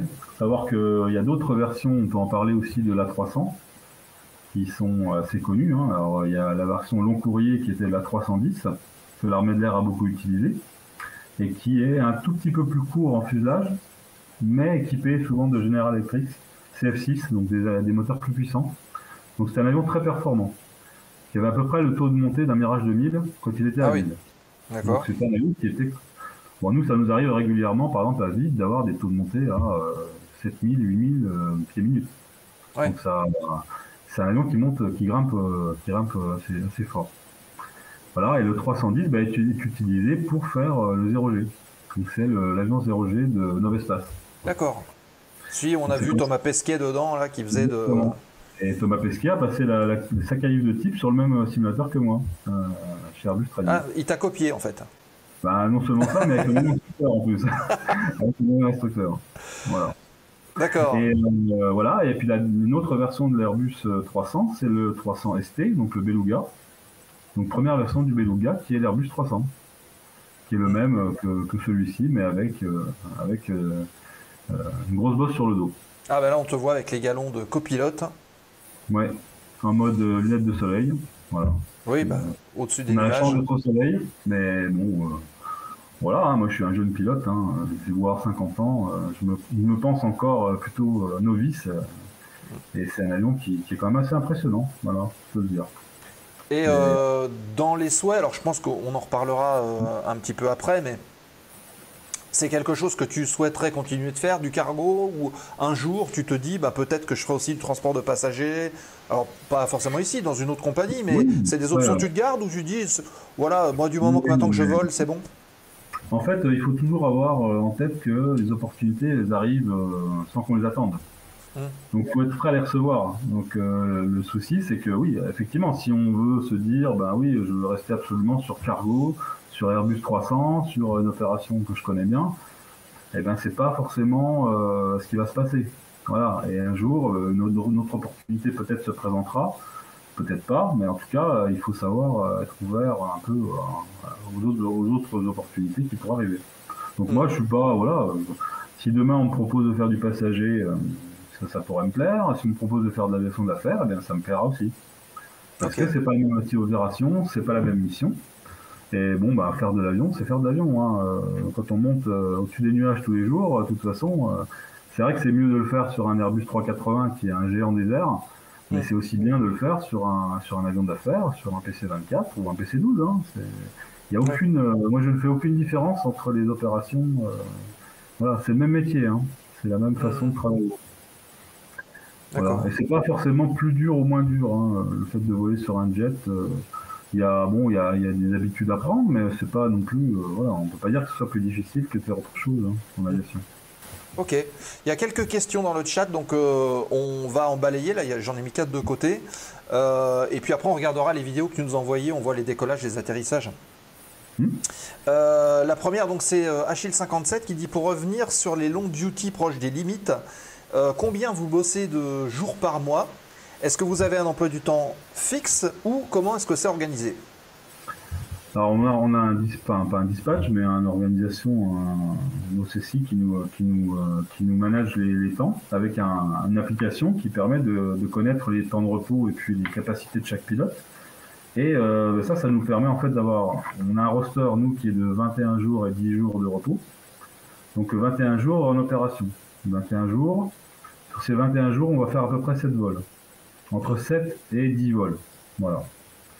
Et donc ce métier-là, en fait, on ne vole pas tous les jours. On vole parce qu'on ne peut pas respecter autrement les temps de repos. Donc tout ça, c'est bien organisé. Hein. C'est-à-dire que le planning du mois suivant, généralement, il est connu à peu près au milieu du mois précédent. Et vous savez exactement le nombre de vols que vous devez faire. Et le logiciel, en fait, vous le calcule. Hein. Vous savez exactement, voilà, le maximum, c'est 99 heures dans les 28 jours. À partir de là, voilà, vous savez qu'on peut faire entre 7 et 10 vols par mois en moyenne. Voilà. C'est à peu près ça. Parce que l'aller-retour, ça fait à peu près 10 heures et demie de vol. Bon, 9 heures, enfin, bon, quand on a du vent, si le vent est favorable. Mais voilà, c'est à peu près ça. Donc ça veut dire que quand tu démarres, pendant 21 jours, quelque part, tu es partout, mais tu n'es pas chez toi, tu reviens, tu es chez toi 10 jours, etc. Oui, c'est une vie un peu coupée où le repos, c'est le repos. C'est l'avantage du métier. Quand vous êtes off, vous êtes off. Personne ne va venir vous poser, vous demander de travailler ou de faire autre chose. Par contre, les 21 jours de travail, c'est l'aventure. On part, voilà, la feuille de route, c'est celle-ci, mais bon, voilà, si un pilote, du coup, est malade, il faut le remplacer. Il faut voir avec les repos, il faut voler des fois 3, 4, de nuit. On fait des fois 2 vols par jour avec 2 équipages. L'avion est quasiment 20 heures en vol dans sa journée. Et c'est toujours la leçon, c'est pas quelque chose, une feuille écrite où les choses se passent comme tout est prévu. En fait, non. C'est justement, en fait, quand on a compris ça, on s'aperçoit que voilà, c'est le métier finalement, c'est de s'adapter en fait constamment à des changements. Donc toi tu t'adaptes, mais est-ce qu'il y a des gens qui s'adaptent pas ou qui disent c'est trop compliqué pour moi, pour ma famille, et du coup je fais autre chose, je reste pas? Ouais, il peut y avoir des personnes à qui ça convient pas de faire des opérations comme ça, hein, qui préfèrent faire du passager avec 3 secteurs par jour et rentrer tous les soirs à la maison, par exemple. Ça, c'est sûr. Hein. Chacun il trouve son compte. Hein. Ouais. Le cargo, moi ce que je dis, c'est que le cargo, faut pas cracher dessus. C'est une activité c'est une activité de ligne. Hein. On n'a pas les contraintes des passagers. On a d'autres contraintes liées au chargement et puis au slot, hein, que tout le monde a, mais en tout cas, voilà, c'est une très bonne activité parce qu'on a on n'a pas des passagers à l'arrière et c'est quelque chose de, c'est pas confortable, mais je veux dire, on n'a pas cette responsabilité d'avoir 200 personnes derrière que je ne connais pas parce que forcément, j'ai fait que du cargo pour l'instant.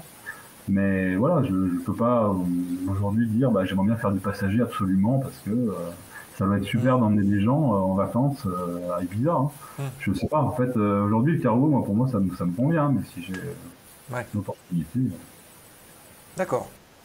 On salue Batigénie qui est arrivé et qui a follow la chaîne, bienvenue. Run to the Sky, est-ce que tu as une anecdote sur une chose atypique que tu aurais transportée? Oui, j'ai des anecdotes, hein, des choses originales qui auraient pu... Bon, on a transporté, par exemple, les instruments de musique de l'orchestre philharmonique d'Israël. Ouais. Et c'était un sacré volume, avec quelqu'un qui était là pour surveiller, en fait, hein, qui accompagnait ces instruments. Donc, il est monté avec vous dans l'avion? Ah oui, on l'a mis en backseat. Voilà, c'est les seules personnes autorisées sont les accompagnants des chargements. Alors, les instruments de musique, l'orchestre philharmonique, voilà, ça fait beaucoup d'instruments, très volumineux. Et puis, on a l'occasion de transporter parfois des tableaux. Des tableaux de maîtres. Ah ouais, des œuvres d'art. Voilà, ça m'est arrivé de transporter un Modigliani, assez gros, Ouais. un ou deux, je sais plus, dans la caisse. Et pareil, il y avait quelqu'un qui accompagnait. Et c'est vrai que c'est intéressant parce que ça nous fait rencontrer quand même des gens un peu différents du monde aéronautique.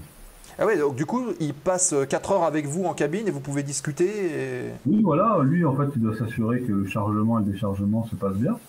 Voilà, et c'est souvent quelqu'un qui est mandaté par les assureurs ou par le propriétaire du tableau. Et voilà, bon, pour aller emmener des tableaux de grand volume, il n'y a pas de solution à part celle-ci. Hein. Et cet avion, son fuselage étant assez gros et assez pratique pour ça. D'accord. Il y a Run to the Sky qui demande s'il y avait les musiciens avec les instruments.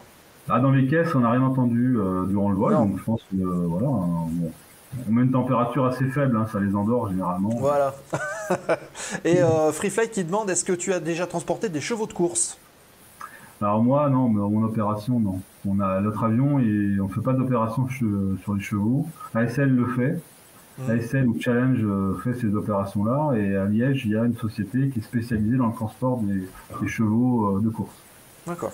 Et là, il y a des palefreniers qui sont formés voilà, avec des conteneurs à chevaux adaptés. Et c'est une activité vraiment spécifique. Ouais. Petite question de Denis qui demande donc la QT, donc la qualification sur l'avion. Hein. La QT A300, est-ce que c'est la même QT que la famille des Airbus A319, A320, A321? Non, c'est pas la même catégorie parce que cette catégorie A319 jusqu'à A321, c'est la catégorie des fly-by-wire. Donc ça va de A319 jusqu'à l'A380 en fait. Mais nous, on est en vol, on va dire commande de vol conventionnelle. Donc on n'est pas dans cette catégorie-là. Donc c'est une QT bien spécifique. 300, 600, le nom de l'avion c'est 300-600. Et on a la variante 310. Voilà. Ok, d'accord. Et bon, ces avions sont encore beaucoup utilisés. Hein. Chez DHL, DHL a encore 80 ou 100 Airbus 300 qui volent en Europe. Ouais. Donc ça serait facile par exemple de passer, on dit ça on expecte, mais chez DHL en disant bah voilà j'ai la qualif donc je peux passer plus facilement sur votre avion?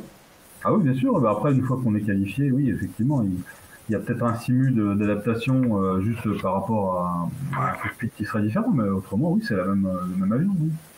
D'accord. Mais on n'a pas la qualif 320, on ne peut pas passer facilement, il faut repasser une QT complète. Voilà. Bon ben voilà, Denis, tu as ta réponse. On salue Manu Cap 232 qui vient d'arriver. Bienvenue à toi. Bienvenue à toi, bienvenue dans la zone aéro et merci de poser tes valises ici. Run to the Sky qui pose cette question, est-ce que cette version de la 300-600 peut être modulable en transport de passagers si nécessaire? Alors cette version-là, non, je ne pense pas parce qu'en fait elle a été modifiée.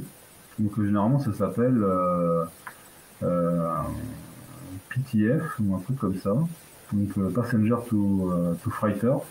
Et il y a une grande porte qui est ajoutée en fait à l'entrée de l'avion. Donc c'est une porte assez grande. Hein. Dans les photos, les dernières que j'avais envoyées, je ne sais pas si on voyait le chargement de l'avion, mais enfin il y a une porte cargo qui est ajoutée à cet avion. Et après tous les hublots sont condamnés. Donc nous on ne pourra pas repasser en passager. Voilà. On a déjà fait du cargo sur d'autres avions qu'on a dans la compagnie, hein, l'avion d'Airbus 330, où là effectivement il y a eu du transport fait sur un avion où les sièges étaient enlevés, mais il n'y a pas de port cargo. Voilà. Ouais. Et là on peut repasser en passager.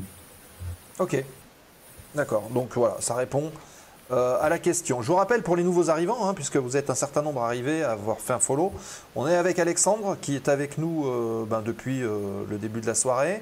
Hop, il y a encore une question qui arrive, je la mets de côté. Hop, donc Alexandre qui est avec nous, passionné d'aviation, il est copilote sur Airbus A300 Cargo. Avant de poser la question qui est posée par Run to the Sky, moi je voudrais savoir comment tu as vécu à ton âge le fait de repasser une formation professionnelle, donc de retourner quelque part sur les bancs de l'école, de se remettre en question, de repasser des diplômes, de se retrouver avec un peu de stress qui est lié quand même à la formation, parce que tu avais un métier, et ce métier, on le met un peu entre parenthèses pendant qu'on fait ça. Donc comment est-ce que tu t'es organisé? Comment tu l'as vécu? Oui, bah après, oui, c'est sûr que c'était un bon coup de pied au cul à se mettre pour faire ça. Hein. Mais après, il faut choisir, il faut sortir de sa zone de confort. Hein. En fait, c'est ça le plus difficile. Une fois sorti de la zone de confort, si on savait ce qui nous attendait, je dirais qu'on le ferait pas. Ouais. On a tendance à ne pas le faire. Parce que ça demande énormément de travail. Voilà. Ouais. Et avec l'âge, la différence, elle est assez forte. Hein. Avec l'âge, on n'a pas les moyens cognitifs très bons. Hein. Ouais. Donc on est obligé de travailler, on va dire, sur tout ce qui se passe en vol. Et ben c'est beaucoup plus difficile, je pense. Voilà. Ouais. Voilà. On compense avec l'expérience de vie et l'expérience de vol en aéroclub. On peut compenser une partie des aptitudes qu'on a besoin pour être pilote de ligne. Mais on va dire qu'un jeune qui commence dans le métier, et il y en a dans ma compagnie, hein, moi personnellement, je pense qu'ils pilotent beaucoup mieux que moi. Ils sont beaucoup plus alertes, beaucoup plus mentalement plus efficaces, on va dire. Après, voilà, ils auront peut-être moins le côté décisionnaire ou la vie technique ou la décision moins facile. Mais on va dire qu'en capacité de pilotage, voilà, ils sont bien meilleurs. Ok. C'est clair, voilà, faut pas se leurrer. Hein. Le faire assez tard, oui, c'est assez. Ouais. C'était pour moi, oui, bien sûr, du stress, la remise en question. L'aviation, un jour vous êtes bon, un jour vous êtes mauvais. Voilà, un jour vous êtes le meilleur pilote, un jour vous êtes le plus haut, un jour vous faites le key standing sur la 300. Et puis après, pendant une semaine, vous faites que des positive landing, comme on dit, c'est-à-dire un avion qui est facilement posable. Donc voilà, c'est bizarre, ouais, c'est des cycles comme ça. Et des fois, on ne sait plus poser l'avion. Voilà. On arrondit pourtant toujours comme avant, mais voilà, les conditions changent. Et ouais, c'est un métier. Ouais, il faut rester humble. Faut pas penser qu'on est le meilleur ou que ça va se passer toujours bien. Donc il faut être toujours un peu alerte. Voilà. Il faut toujours être un peu sur l'équilibre. D'accord. Question de Run to the Sky, qui a sa bonne habitude, en pose beaucoup. Il a raison. Pourquoi les hublots sont condamnés? Est-ce que c'est pour éviter qu'il y ait du fret qui tape dessus, par exemple? Alors, ils sont pas réellement condamnés. Hein. Ils sont, comment dire, ils sont occlus par un film plastique. Mais ils sont pas condamnés. C'est-à-dire qu'ils sont encore là, mais ils sont masqués. Pourquoi? Je vais vous dire que j'en sais absolument rien.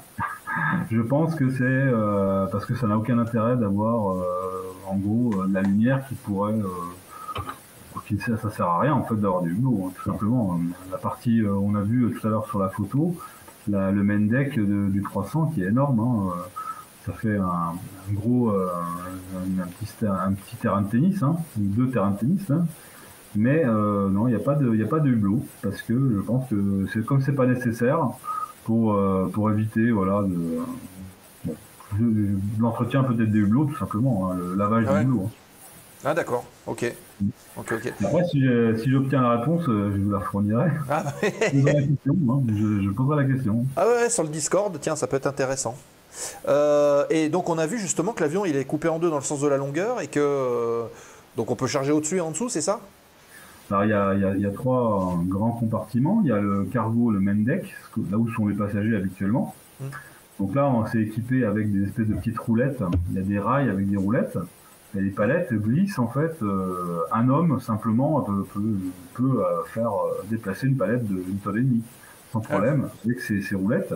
Et on charge comme ça l'avion. On fait rentrer le chargement dans le main deck. Et il y a là exactement la même chose dans le cargo inférieur. Voilà, cargo inférieur, il y a une partie à l'avant, il y a une porte, je vais essayer de vous le montrer sur la maquette. Voilà, je ne sais pas si on va le voir. Bon, en gros, voilà, on a une porte cargo qui se situe à peu près ici, voilà, en partie basse, une grosse porte. Et il y a la même chose à l'arrière, ici. Et il y a encore un autre petit compartiment qui est vraiment tout à l'arrière de l'avion pour encore faire un peu de chargement. Et puis après, de l'autre côté, c'est pas facile à voir sur la vidéo, mais il y a la grande porte cargo pour le main deck qui est dans ce secteur-là. Donc il y en a 2 qui sont vis-à-vis. Il y a une grande porte du côté gauche de l'avion pour le pont principal, et puis du côté droit, en inférieur, en partie basse du fuselage, il y a les portes cargo du cargo inférieur. D'accord. Ok. Voilà, et ça, c'est régulé en température et en pressurisation. Ouais, pour que ce soit habitable. Est-ce qu'il vous arrive d'y aller justement dans la soute? Dans la soute, nous, ça nous arrive. Alors, ça peut nous arriver d'aller dans pour contrôler, en fait, il y a des valves de décharge, il y a des valves pour la pressurisation. Effectivement, si les valves sont... Bon, moi, je suis monté une fois ou deux dedans.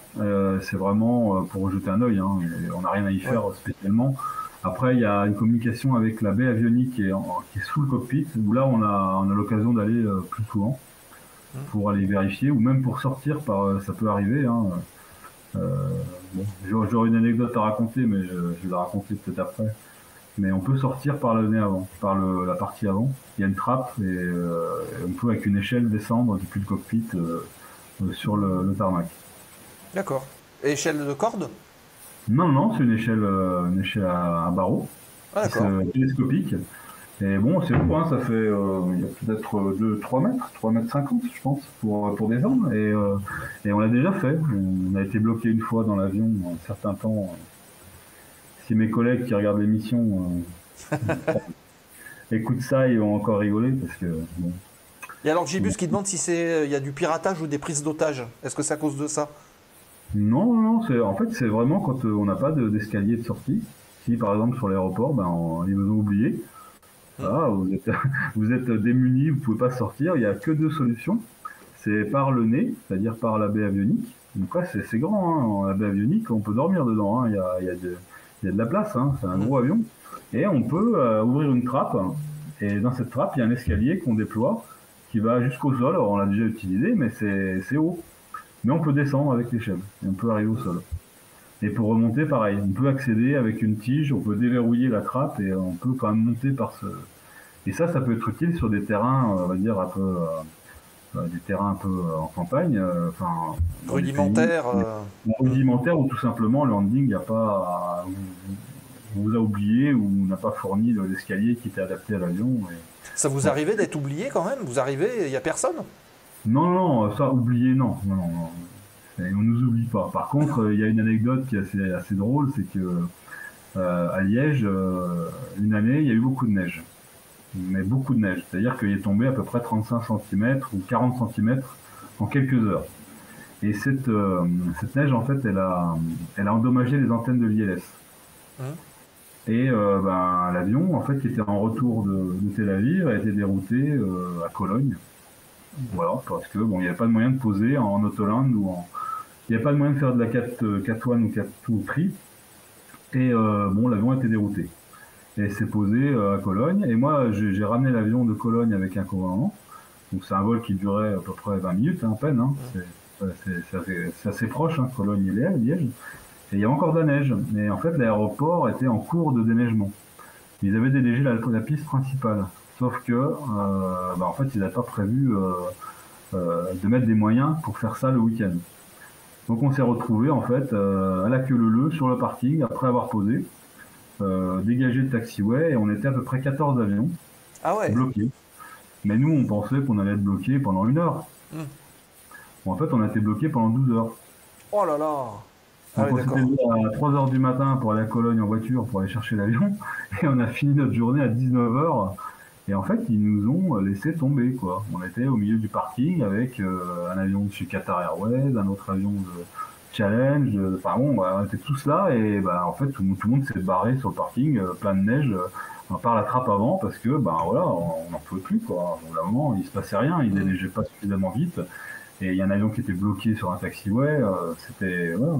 C'est une anecdote, là, c'est le vol le plus long, parce qu'en fait, on avait une panne d'APU, et on a dû laisser les moteurs en route. Ah ouais, en plus. Et tant que les moteurs sont en route et qu'on n'est pas garé au parking, le vol continue. Donc c'était le vol le plus long de ma vie, c'était celui-là. Ah ouais, d'accord. Voilà, bon, c'est une anecdote qui est rigolote, mais bon, quand on était sans nourriture, eau et puis rien... Ouais, parce que c'est ce que j'allais demander, vous n'êtes pas ravitaillé du tout, là, à ce moment-là. Mais en fait, c'est une situation inédite, hein. Tous les avions étaient bloqués, hein. Il y avait des animaux dans certains avions qui sont décédés parce que à cause de la température, hein, parce qu'il faisait moins 5, moins 6 dehors, et du coup, les avions avec tous ces APU qui tournaient, voilà, la planète a été endommagée, enfin, un beau geste pour la planète, hein, franchement, et puis merci pour l'organisation du déneigement, voilà, ce qu'on peut dire. D'accord. Alors aujourd'hui, ça s'est bien arrangé, hein.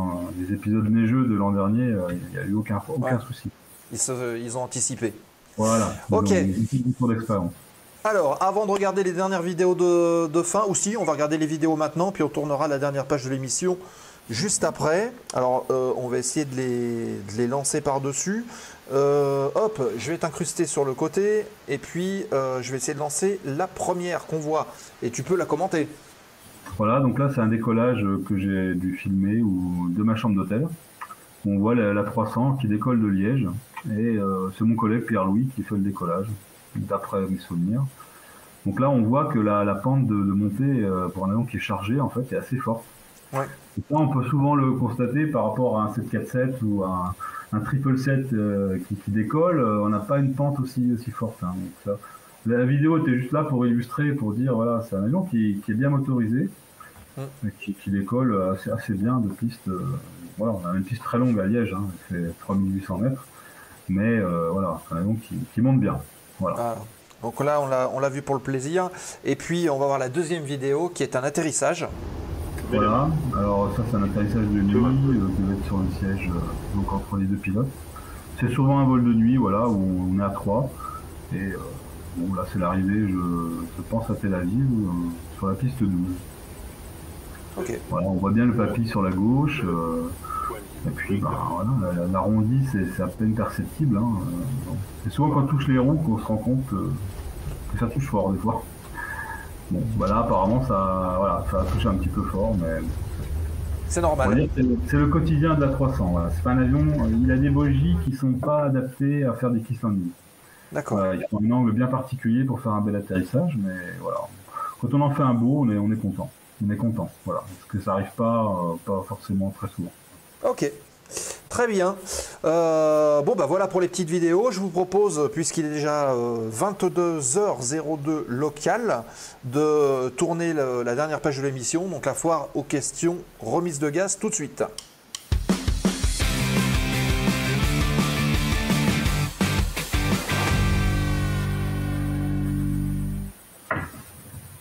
La zone aéro de ce soir avec Alexandre qui est avec nous depuis 22h et il vous reste... Allez, 5-10 minutes qu'on finit de passer ensemble pour lui poser vos questions, pilote en aviation cargo, propriétaire d'avion, d'ailleurs on n'en a pas parlé, mais tu as aussi des avions personnels. Ouais, bah, j'ai encore mes 2 reins, mais j'ai quand même réussi à acheter des avions. Ouais, bah après, voilà, ça c'est pareil, hein, c'est une opportunité. Hein.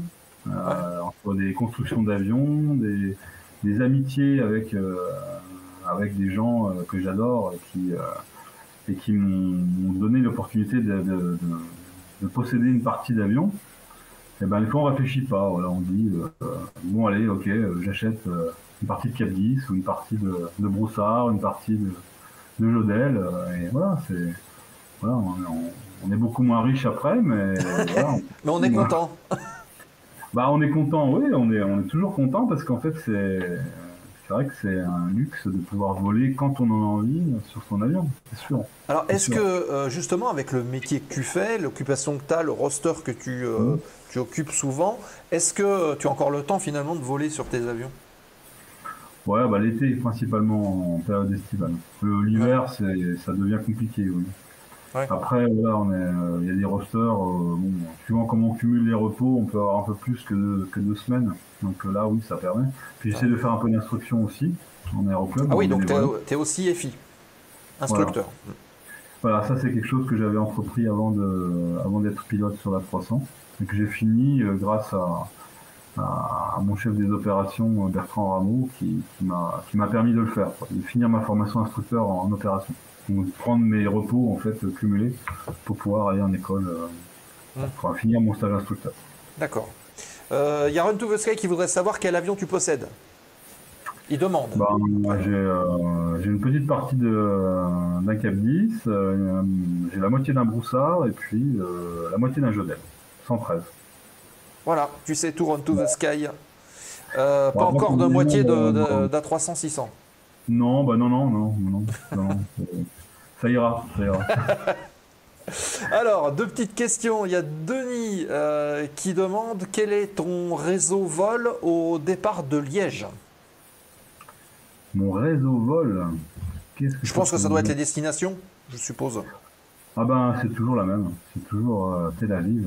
Donc c'est soit Francfort Tel Aviv, soit Liège Tel Aviv, Parfois c'est Athènes, Tel Aviv, mais il y a forcément Tel Aviv parce qu'on travaille pour El Al. Donc à un moment donné, on doit poser à Tel Aviv, même si c'est Dubaï, même si c'est... On a fait Dubaï, on a fait New Delhi, Hong Kong, mais en tous les cas, on revient... Voilà, tous les chemins mènent à Tel Aviv. Alors, il y a une chose dont on n'a pas parlé, mais c'est vrai qu'en ce moment, on peut dire que la région, c'est un peu tendu. Il suffit d'ouvrir les applications avec Flight Radar 24 pour voir justement les avions qui évitent toutes ces zones-là. Est-ce qu'il t'est arrivé des situations un petit peu surprenantes liées à ça? Je pense notamment, par exemple, au brouillage GPS, parce que c'était un des sujets dont on a parlé déjà dans quelques émissions précédentes. Ça t'est déjà arrivé? C'est un sujet intéressant parce que c'est un sujet qui impacte tous les avions dans la zone de Nicosia. Nicosia, c'est Chypre. Et en fait, c'est un brouillage GPS qui est particulier. C'est du jamming. Et c'est un brouillage qui ne fait pas de rupture comment dire. Il fait pas forcément de rupture de signal GPS, mais en tout cas, il le fausse. Et ça pose problème sur les avions de ligne parce qu'on a 3 ou 4 modes de navigation. On a les IRS, on a 3 IRS qui nous permettent d'avoir notre position, on va dire, en autonomie. On a donc ça c'est quoi? C'est des centrales qui calculent la position gyroscopique laser. Et on a 3 IRS qui permettent à l'avion de connaître son attitude en vol, voilà, tout simplement. Hein. L'IRS, c'est pas que la position sur la planète, hein. C'est aussi pour l'avion l'horizon artificiel, tout simplement. Et voilà, on a ça, on a le VOR DME, tout simplement, DMI ou VOR DMI. Donc ça, c'est un autre mode de navigation, et on a les GPS. Et le problème du GPS, en fait, le système de l'avion, le FMS, fait on va dire un mix de ces 3 informations. Mais s'il y a une information comme le GPS qui est erronée, ou qui vous emmène à 3000 nautiques de votre position, et ça fausse tout le calcul. Et du coup, la position de l'avion n'est plus connue. Donc ça, c'est un peu problématique. Alors nous, cet avion, il est bien parce qu'on a la possibilité de désélectionner les GPS dans le mode de navigation. Et on le fait à peu près 300 nautiques avant d'arriver sur Tel Aviv. Donc ce qui correspond à peu près à un petit peu après, comment on appelle ça, pas la Crète, mais Rhodos. Voilà. Quand on passe Rhodes, généralement, sur la Méditerranée, on commence à désélecter le mode GPS. Parce que ça arrive systématiquement? Ouais, systématiquement. Et à Tel Aviv, il n'y a plus d'approche en ce moment. Ça fait quelques années qu'on ne fait pas d'approche RNP, GPS RNP. Donc on fait que de l'ILS. Ah ouais. Voilà. Ouais, parce qu'il y a du brouillage GPS. Donc le mode RNP, AirNav, n'est pas forcément idéal. Ouais. Donc ils l'ont enlevé et du coup c'est que du conventionnel. Voilà, un avion plus moderne, un 350 ou un 330 sera plus impacté que nous sur ce genre de problème. Ouais. C'est un problème. Ouais. C'est un problème ça peut mettre un sacré fouillis dans la navigation de l'avion. C'est déjà arrivé une fois d'oublier, faut pas d'oublier, mais de resélectionner les GPS un peu vite, parce que ça avait l'air de bien marcher. Et non, ça marchait pas bien du tout. Hein. Donc en fait, on a perdu quasiment notre mode de navigation en vol. Ah oui. C'est-à-dire que on sait plus où on est. Alors bon, on suit notre cap, hein, on se met en heading, mais le temps de résoudre le problème, c'est un truc qui se résout facilement. Mais sur le coup, ça fait bizarre. Quoi. On angoisse, on stresse, il y a le... Bon après, les problèmes en vol, c'est pas du stress, c'est pas vraiment du stress ni de la peur, c'est simplement, on s'y attend pas, il y a le startle effect. C'est surtout ça, le truc un peu, j'ai remarqué un peu le plus difficile, c'est la durée du startle effect. Ouais. Alors pour un commandant de bord qui a de l'expérience, qui a 35 000 heures de vol, startle effect, il dure 1 seconde. Voilà. Et puis pour un copilote de 50 ans, le startle effect, il peut durer un peu plus d'1 minute, quoi. Parce que à un moment donné, on sait pas ce qui se passe, et le temps d'analyser, on se dit maintenant c'est ok. Et une fois qu'on a compris, forcément, il y a toujours une parade à chaque problème, il y a toujours une résolution du problème. On a des procédures, il suffit de les appliquer. Et donc du coup, vous avez des procédures spécifiques qui disent, ou c'est vous qui l'avez fixé en disant, voilà, 300 nautiques on coupe? Voilà, ça c'est une recommandation sécurité des vols. Après, on a mis en place une procédure si jamais on perd le signal GPS parce qu'on a oublié de désélectionner, par exemple. eh ben, on sait qu'on peut aller copier notre position par rapport aux IRS qui sont fiables et les remettre dans la partie GPS par SMS. Voilà. Et ça permet de recaler l'avion au bon endroit. D'accord. Ok. Voilà. Et à partir de là, l'IRS après reprend la précision de navigation est très bonne. Ouais. Dans tous les cas. D'accord. Ok. Allez, dernière petite question de Run to the Sky. J'ai oublié le nom du système, mais est-ce qu'on peut régler dans la 300-600 le réglage de l'avion, le centrage, par transfert de carburant vers l'avant, l'arrière, etc. Oui, effectivement, c'est une version sur cet avion. On est équipé d'un trim tank. Et le trim tank, en gros, c'est le plan fixe réglable à l'arrière de l'avion. Donc la partie fixe, pas la gouverne de profondeur, mais juste le plan avant. Et il permet de mettre à peu près 2-3 tonnes de pétrole. Et ça, en fait, c'est géré par un ordinateur de bord qui calcule le CG, enfin le centre de gravité, pour le maintenir le plus arrière possible, enfin autour de 33%. C'est un peu notre objectif, c'est 33% pour avoir le meilleur range et la consommation la plus faible. Donc ça, oui, c'est géré par le trim tank. Donc le réservoir principal ou les réservoirs principaux, le central ou les inner tanks ou les outer tanks remplissent le trim tank automatiquement. Ouais, voilà, c'est fait de manière transparente, quoi. Alors c'est transparent et puis après, ce système se met en route à la montée à peu près au niveau 210 ou 207, pas 207 je crois, et à la descente au niveau 200, il se vide. On ne pose pas généralement avec un trim tank, avec du carburant dans le trim tank. Pour des raisons de sécurité qu'on peut comprendre, hein, si jamais... Non, c'est plus parce que en fait, c'est embêtant d'avoir un avion qui est centré arrière à l'atterrissage. Voilà, c'est tout. Et puis oui, on n'a aucune raison d'avoir du pétrole parce que c'est un pétrole qu'on n'utilise pas. Oui, en plus. On ne le consomme pas, donc on le transfère dans le center et on le consomme en fait avant l'atterrissage. D'accord. Ok. Bon, une tonne, ça va très vite. Hein. Une tonne. Ouais. Le carburant, c'est calculé vraiment précisément ou vous avez de la marge En fait, on applique en fait les règles de calcul de carburant. Alors, on a effectivement de la marge sur de l'extra fuel ou sur des dégagements qu'on nous demande. Par exemple, Tel Aviv, qui est un terrain qui est quand même dans une zone pas très safe, on va dire. Donc par exemple, on doit avoir une heure de pétrole pour dégager. Voilà, en plus de la réserve finale qui est de 30 minutes. Donc voilà, ça c'est le genre de marge qu'on a. Et puis nous, en fonction de la météo, on regarde si on reprend encore 500 kg et on pose généralement l'avion avec 8 tonnes de carburant dans l'avion. 500 kg, ça représente combien de temps de vol à peu près? 500 kg, ça représente rien.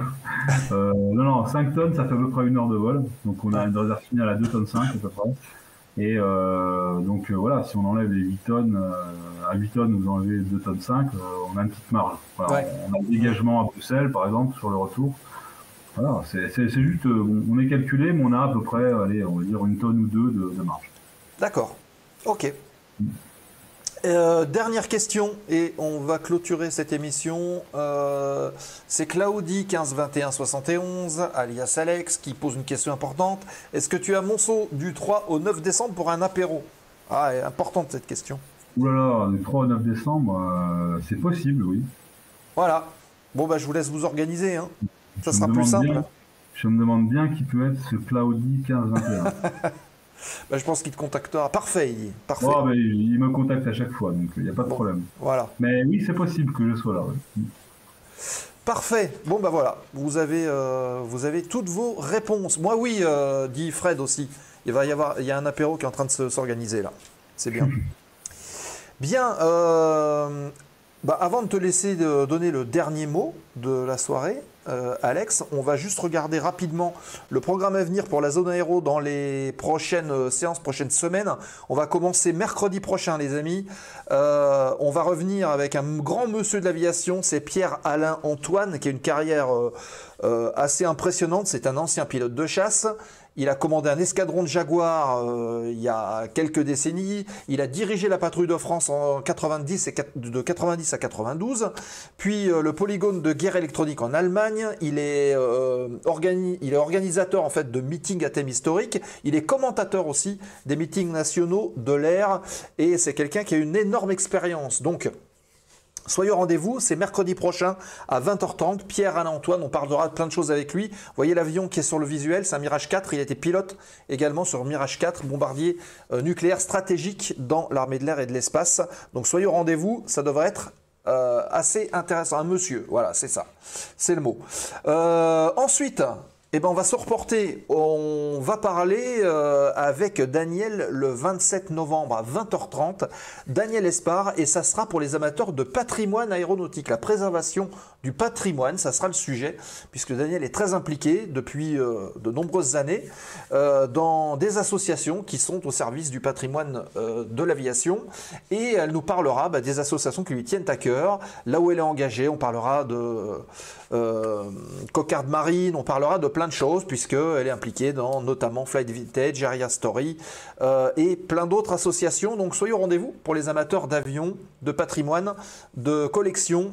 C'est avec Daniel le 27 novembre à 20h30 et on terminera. Ça sera tout début décembre.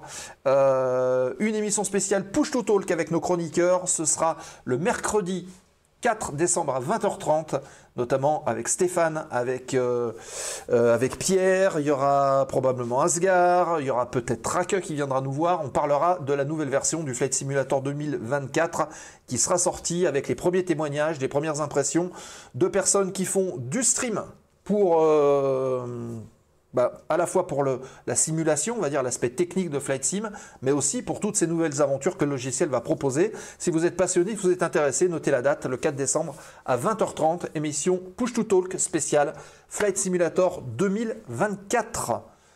Et c'est déjà pas mal pour le programme de la zone aéro pour les semaines qui viennent, et on vous donnera évidemment fin du mois le programme du mois de décembre. Alex, merci beaucoup pour ta participation dans l'émission. C'était sympa de te recevoir depuis toutes ces années. Merci à vous de m'avoir écouté. Puis... Je pense qu'on aurait pu continuer cette émission encore longtemps parce qu'il y a encore plein de choses à parler sur les avions de collection, sur le broussard entre autres, sur plein de choses. Pourquoi pas en refaire une plus tard. Mais en attendant, merci de nous avoir éclairé sur le métier de copilote en cargo. Voilà, si les gens qui veulent rentrer dans l'aviation, voilà, il n'y a pas que l'aviation passager, il faut aussi, faut pas négliger le cargo qui peut être un très bon démarrage. Ouais, c'est sûr. C'est sûr. Un petit mot de la fin ou... Un petit mot de la fin, c'est voilà, tous les passionnés peuvent à tout moment se lancer dans ce métier-là et voilà, il faut juste être résilient et patient et beaucoup travailler et puis on y arrive. Et tout peut arriver. Tout peut arriver, voilà. D'accord, ok. Bien, juste avant de nous quitter, donc je vous rappelle que cette émission est enregistrée, qu'elle sera disponible dans quelques instants pour les abonnés sur la page Twitch. Vous pourrez la visionner, la revoir à convenance. D'ici 15 jours, elle sera publiée sur la chaîne YouTube de la Zone Aéro. Vous allez avoir le lien qui va apparaître également dans le chat. Suivez-nous sur les réseaux sociaux, vous avez le programme qui est annoncé. Quand il y a des changements, s'il y a des décalages, ça peut arriver selon les invités. On les publie et comme ça vous êtes informés rapidement. Vous avez le Discord aussi qui sert à ça. Donc l'espace d'échange qui est accessible pendant toute la semaine. Et d'ailleurs Alex, je crois que tu es arrivé sur le Discord. Il m'a semblé voir... oui. Voilà. Donc généralement nos invités sont aussi sur le Discord, donc n'hésitez pas à nous rejoindre. Les podcasts aussi, donc la Zone Aéro en audio, c'est Julot qui gère tout ça. La boutique aussi avec tous les goodies de la zone et puis Patreon qui nous aide bien à continuer notre activité. Voilà, merci à toute l'équipe de modération qui était là ce soir, ça fait plaisir. Dans un instant, on part en raid. Voilà. Qu'est-ce qu'on a en raid? Je suis en train de regarder chez qui on peut aller. En attendant, ce que je vous invite à faire, c'est de rester avec nous le temps du générique. Restez bien avec nous. Et quand on arrive chez la chaîne qu'on raid, vous envoyez plein de petits émotes d'avions. Vous savez, il y en a plein dans la bibliothèque. Donc envoyez plein d'avions. Comme ça, on fait la promo de l'aviation en même temps chez la personne chez qui on arrive. Voilà, je vois que y a Vincent qui est en ligne. Vincent, donc c'est la chaîne Stardust Air Espace Ça fait un moment qu'on n'a pas été le voir, donc je vous propose de nous retrouver chez Vincent. On parle de la fusée qui a inspiré le Starship, donc ça peut être intéressant. Donc on bascule chez Vincent Starduck Air Espace. Merci à toutes et tous. Passez une bonne soirée. Rendez-vous mercredi dans la zone aéro. Et puis fly safe pour ceux qui volent. Bonne fin de soirée. Et à la prochaine tout le monde. Ciao. Bye bye. La zone aéro, l'émission. Ladies and gentlemen, this is your captain speaking.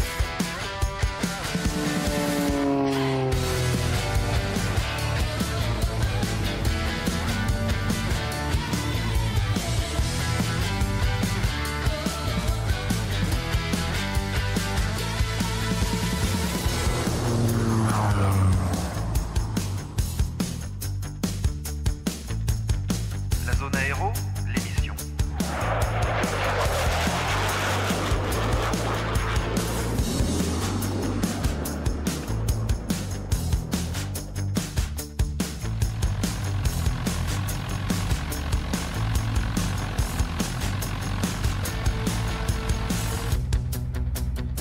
La zone aéro, l'émission.